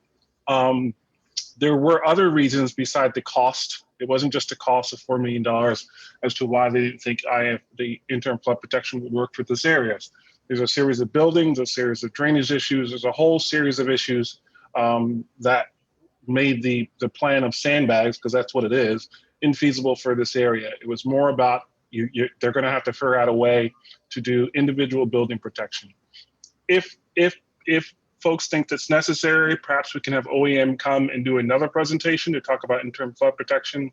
But I just want to make sure we're talking about two different things, and that is the possibility of discussing once again interim flood protection and overall preparation for the neighborhood, which I believe there's another group called LES Ready, which does a very good job of talking about and handling those issues.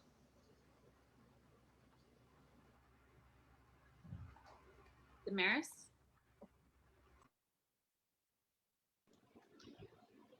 I don't have anything to say anymore. I just agree with Trevor.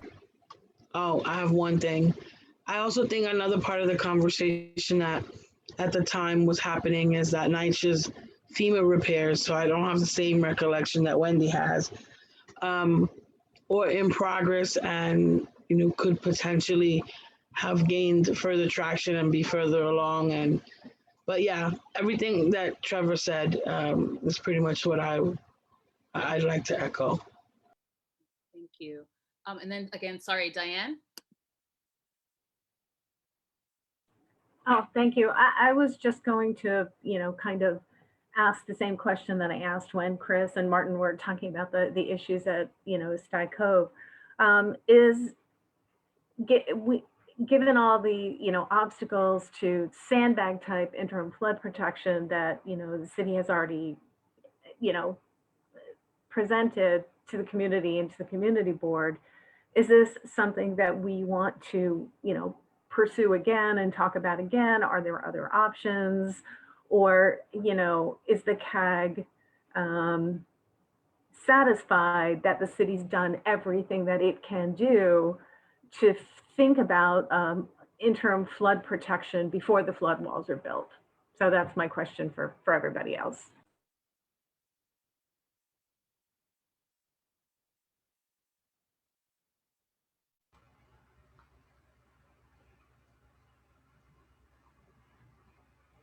Val, did you want to say something? Yeah, I just turned to, I think it must be nyc.gov, and it said exactly what I thought was their presentation. that it's protection for low-lying areas. And I just remember that distinctly as what they continually said. And so I just went, I think it's probably New York City Gov interim protection. You can Google it, Manhattan interim protection. And I think if you go to one of their presentations, I think you will see that interim protection is very limited protection.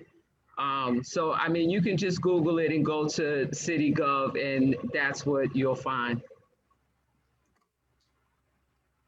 Oh, take it down. Trevor.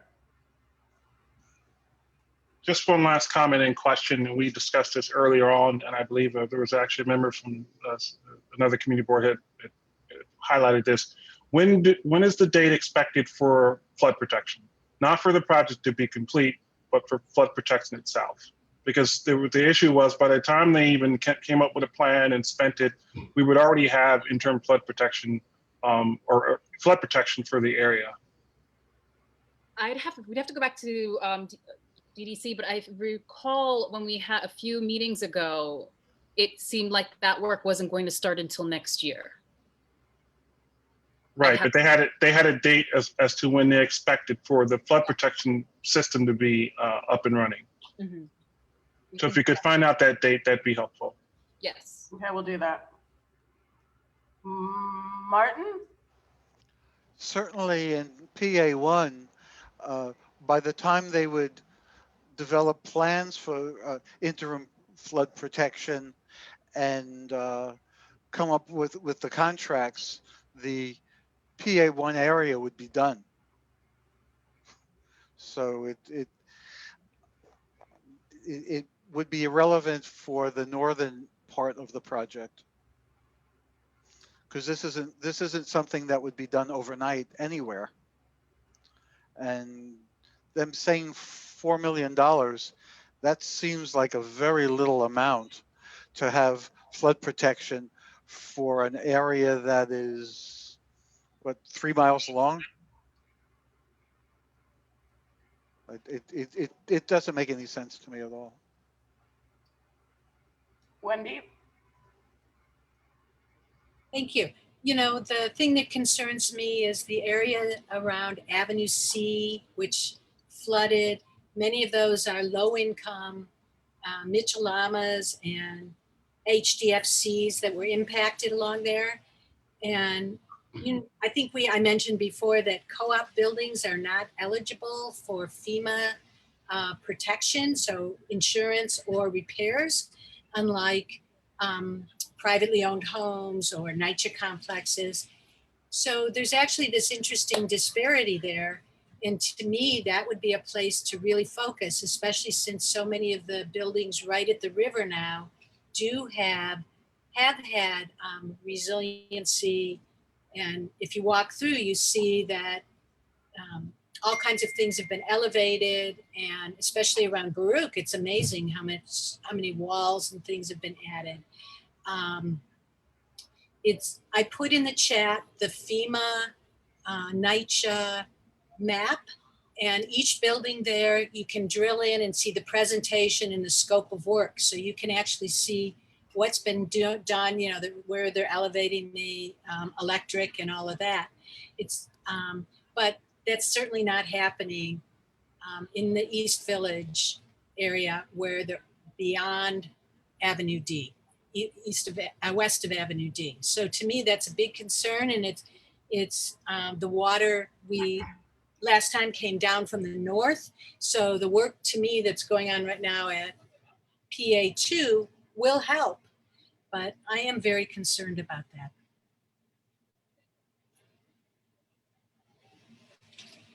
Oh, also, by the way, there was a consultant's report that was part of the OEM or emergency management review of the interim flood protection. And that's been foiled by East River Park Action and not released yet, that consultant report.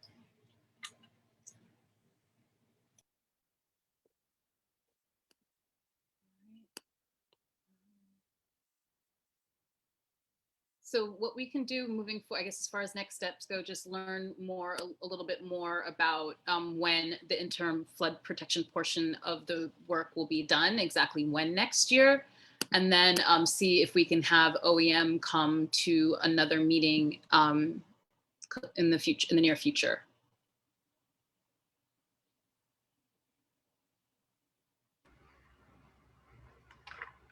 Okay, so we have 5 more minutes and we had 2 more agenda items. I don't think they will necessarily take a lot of time, but one is just, you know, so you all know the environmental report was released. I shared it with you right before the meeting.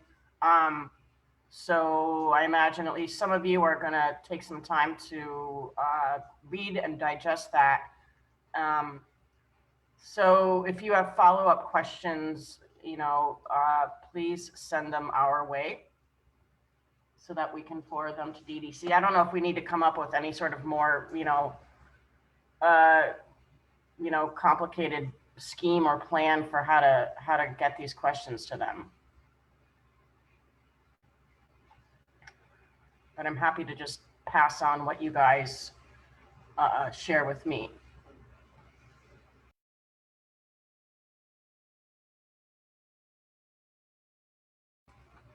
Does that sound good to people?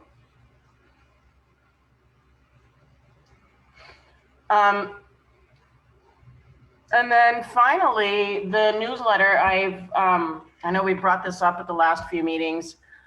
Thanks to Damaris and to Diane for indicating interest, and I will be reaching out to you guys to follow up on that. Excuse me. Anything else that people want to share?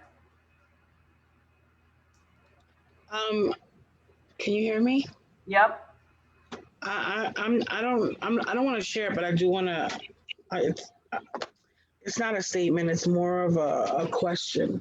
Okay. Maybe I've missed this, and that's okay. But what kind of conversation have we had about air filters? Does anybody recall that? Because maybe that could be, sort of an immediate, mitigation strategy. Not a complete one, but albeit, but to address, all of our concerns around air quality and dust and particulates, and if we haven't had that discussion, I just wonder what the CAG's general sense is or sentiment is around proposing that to the city.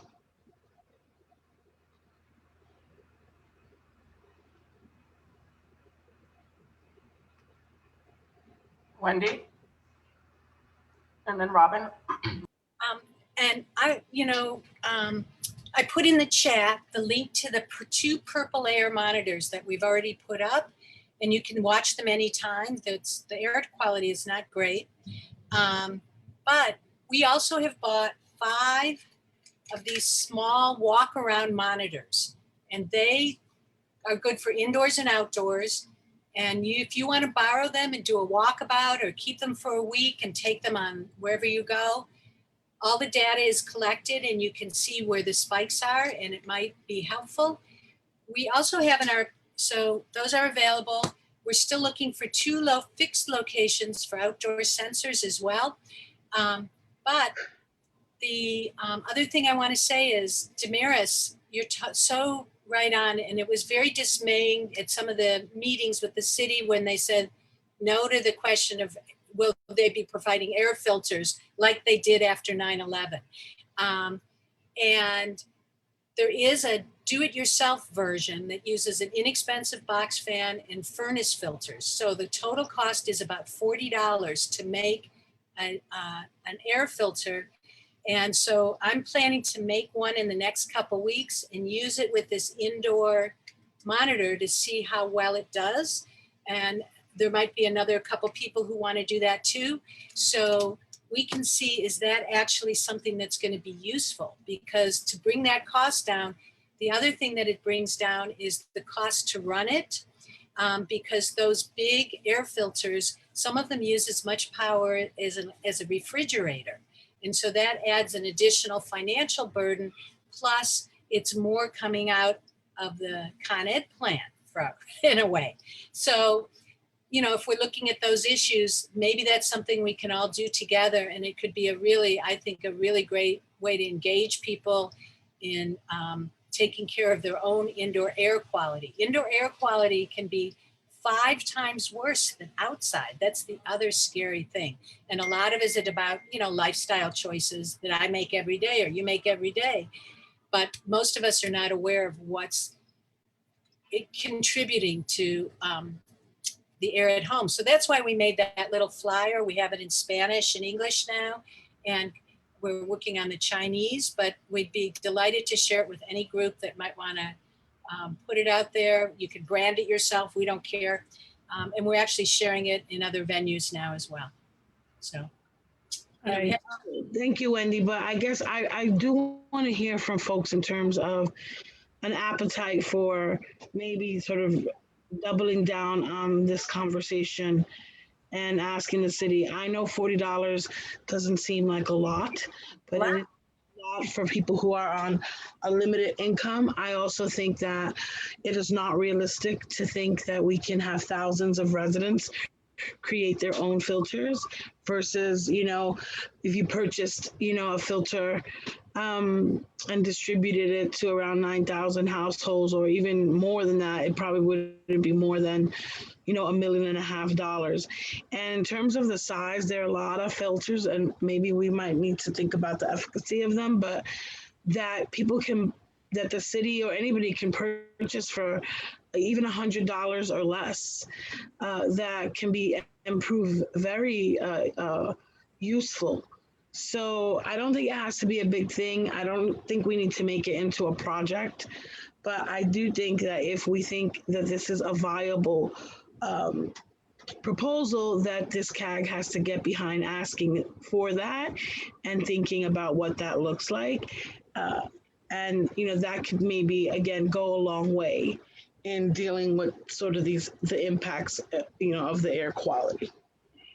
I think that would be great, Damaris. I just want to suggest that you look at the cost over the 5 or 8 years, whatever construction is. I have an air filter that I still have from the ones they gave out after 9/11.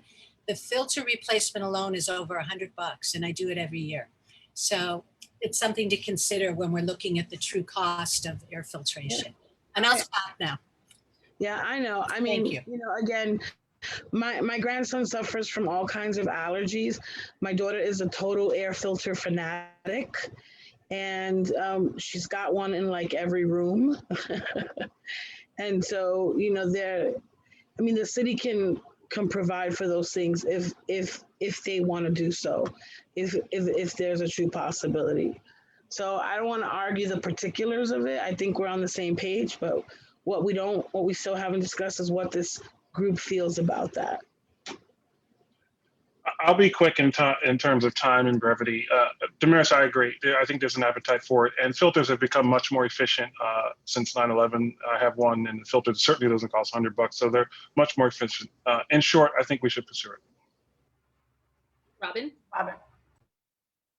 you're on mute. I support that as well, Damaris. I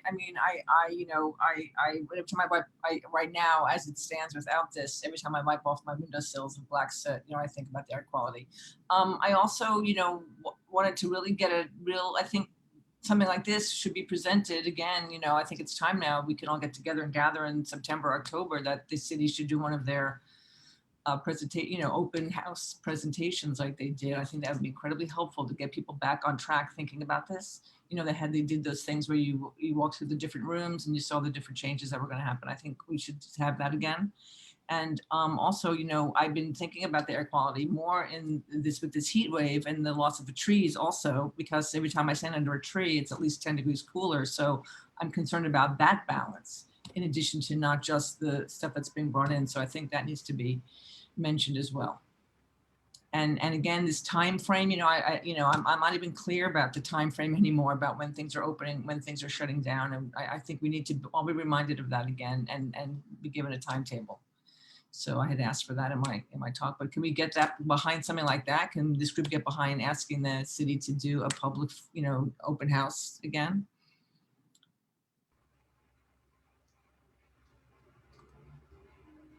Any takers?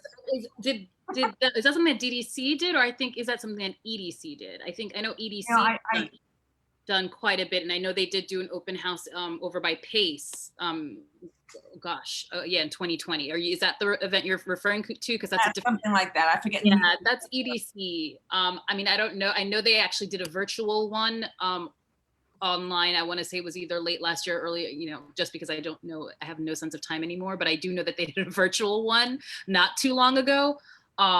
But yeah, that would really be EDC. So they maybe, because it was done virtually, there's some things that are available online. We're happy to reach out to EDC if there's anything that could be shared. I just don't know if they're really planning to do any kind of large scale event of that sort at the moment. Stop doing online stuff now. I think we need to gather, and people are vaccinated, and there's ways to. I'm a public program producer. I can help out. There are ways to gather people together safely. Yeah, I mean, I think that's really up to whether the city wants to do something like that. That as I mentioned, so that I will reach out to them to see. But again, because I know they did do something virtually recently, maybe that could be something that's made available if you're looking for information. Diane? Yeah, I was just going to say, I know what Robin's talking about. A couple of years ago, DDC did open houses, in-person open houses for Esker. I know there was a set at the Peter Cooper Stuyvesant Town area to talk to the people in Project Area 2. And then there was another 2-day set in May of 2019 that was held at the Girls Club on 8th Street between Avenue C and D for the folks in Project Area 2.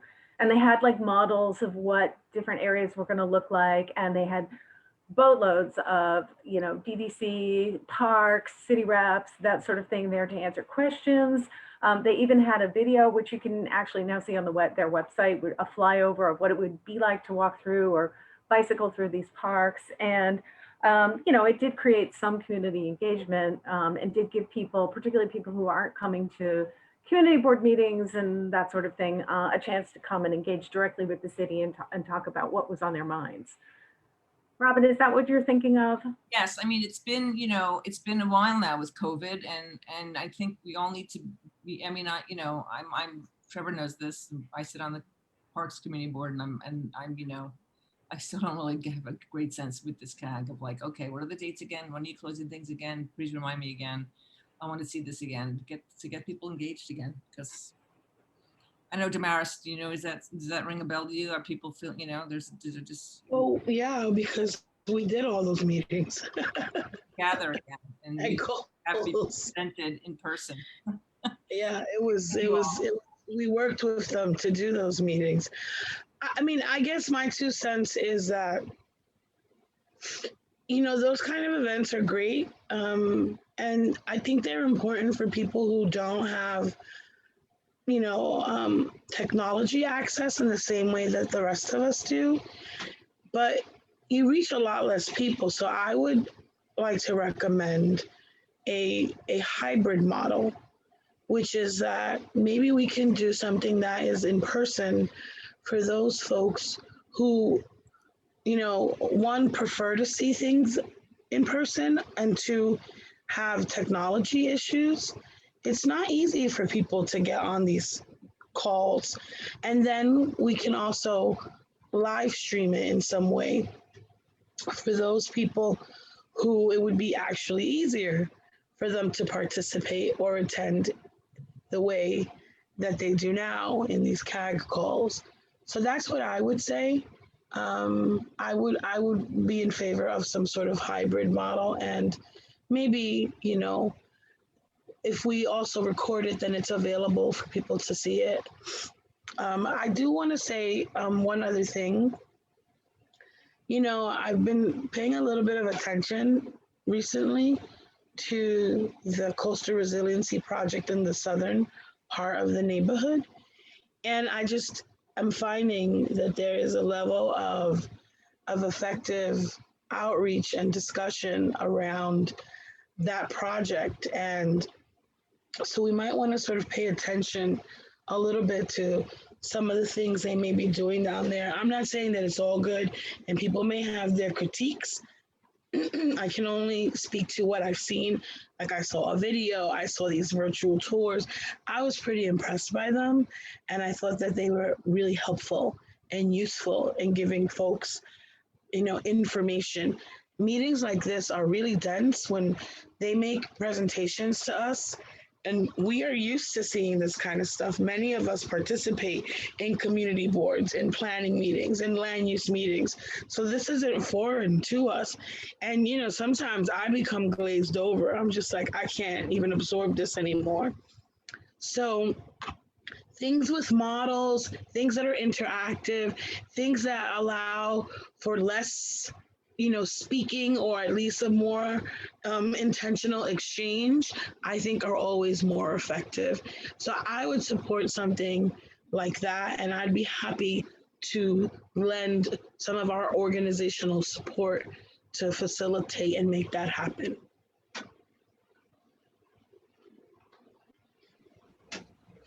And forgive my voice. When I was offline, I choked on some water and I can't get this frog out of my throat. Oh, okay, I've been there. All right, so I think there is some appetite for us to pursue air filters further and advocating for them. So is that something that we want to, I realize, yeah, I think it needs to be made a formal letter. For sure. I think we could just go ahead and start. I do know that we still have that one little last piece about just wanting to talk about what our strategy is around the reviewing of the environmental report, and just making sure that we get questions into DDC in a timely manner, just so we can get answers before the next CAG meeting. So of course, it's not expected that any of you even looked at the file just yet. But I think what we can do is go ahead with at least drafting a letter regarding the air filter, but at least with regard to the environmental report, we asked that I think we should set a date for people in terms of at least trying to make sure that we get questions to DDC in a way that they'll be able to look through and get answers to us before or by the next CAG meeting. So just want to see if we can set an internal deadline for that. So I'm just pulling up a calendar. Obviously it's going to be a long weekend, but if anyone's going to the beach, I think this is great beach reading. I think giving them, if we do July 15th, that gives them it gives them about 3 weeks to get back to us, because there's 31 days in the month. So our next CAG meeting would be August 5th.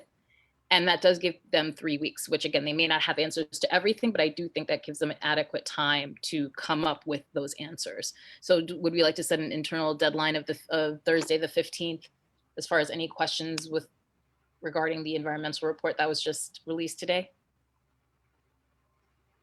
Did you say 3 weeks you mean from today, or are you saying that from July 15th to the next CAG, it would be 3 weeks? From July 15th to the next CAG, it'll be 3 weeks. Okay, thank you.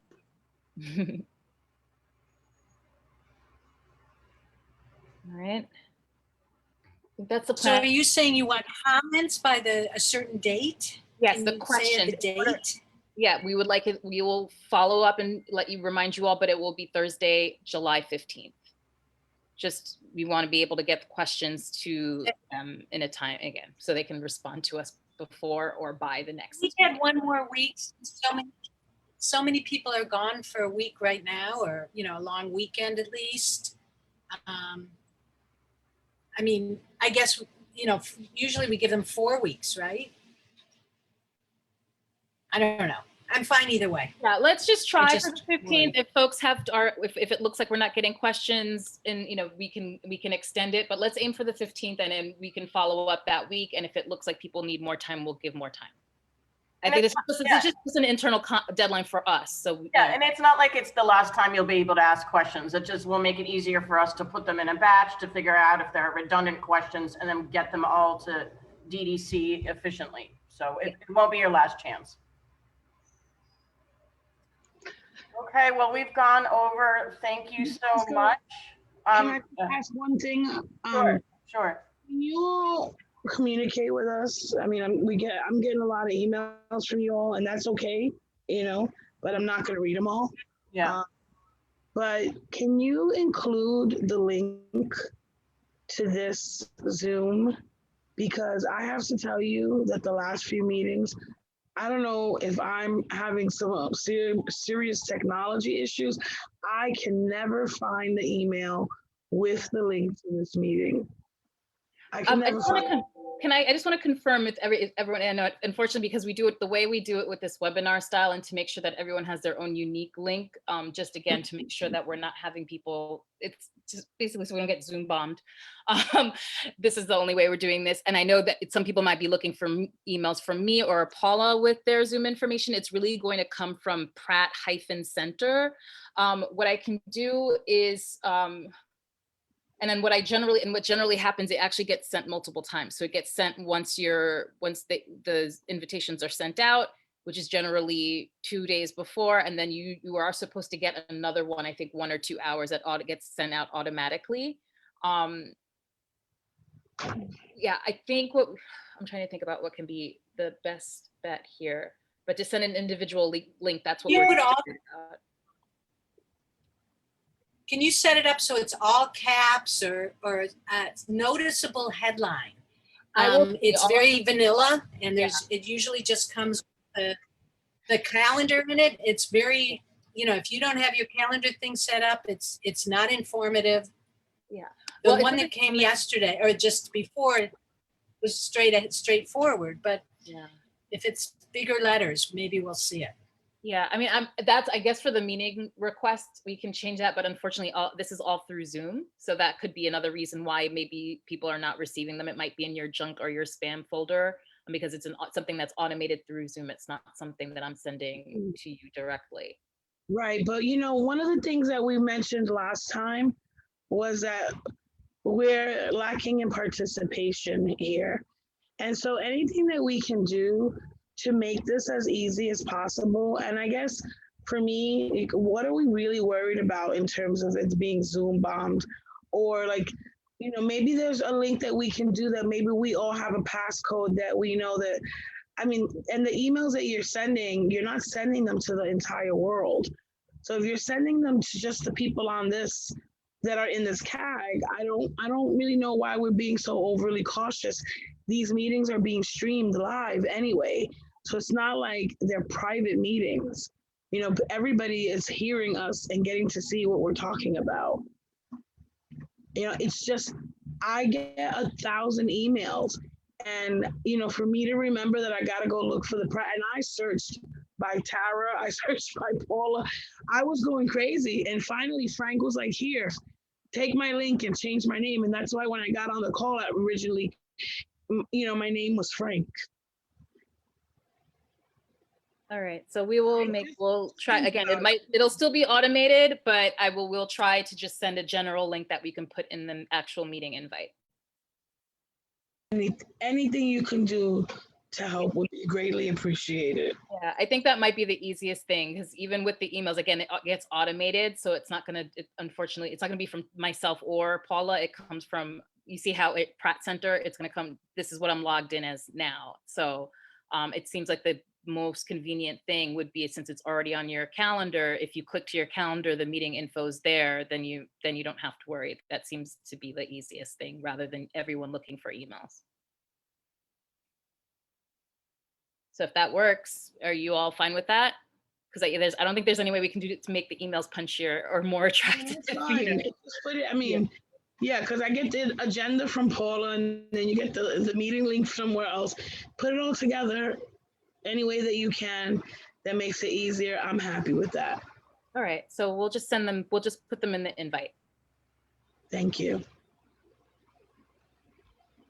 All right, y'all, I have to go. All right. Yeah, everyone is, we're all well past. So thank you all for hanging in there. Have a great weekend. Yes, happy 4th or Indigenous People Everybody. Day, whatever you want to call it. Have a good long weekend. Good night. Good night. Thank you, Richard.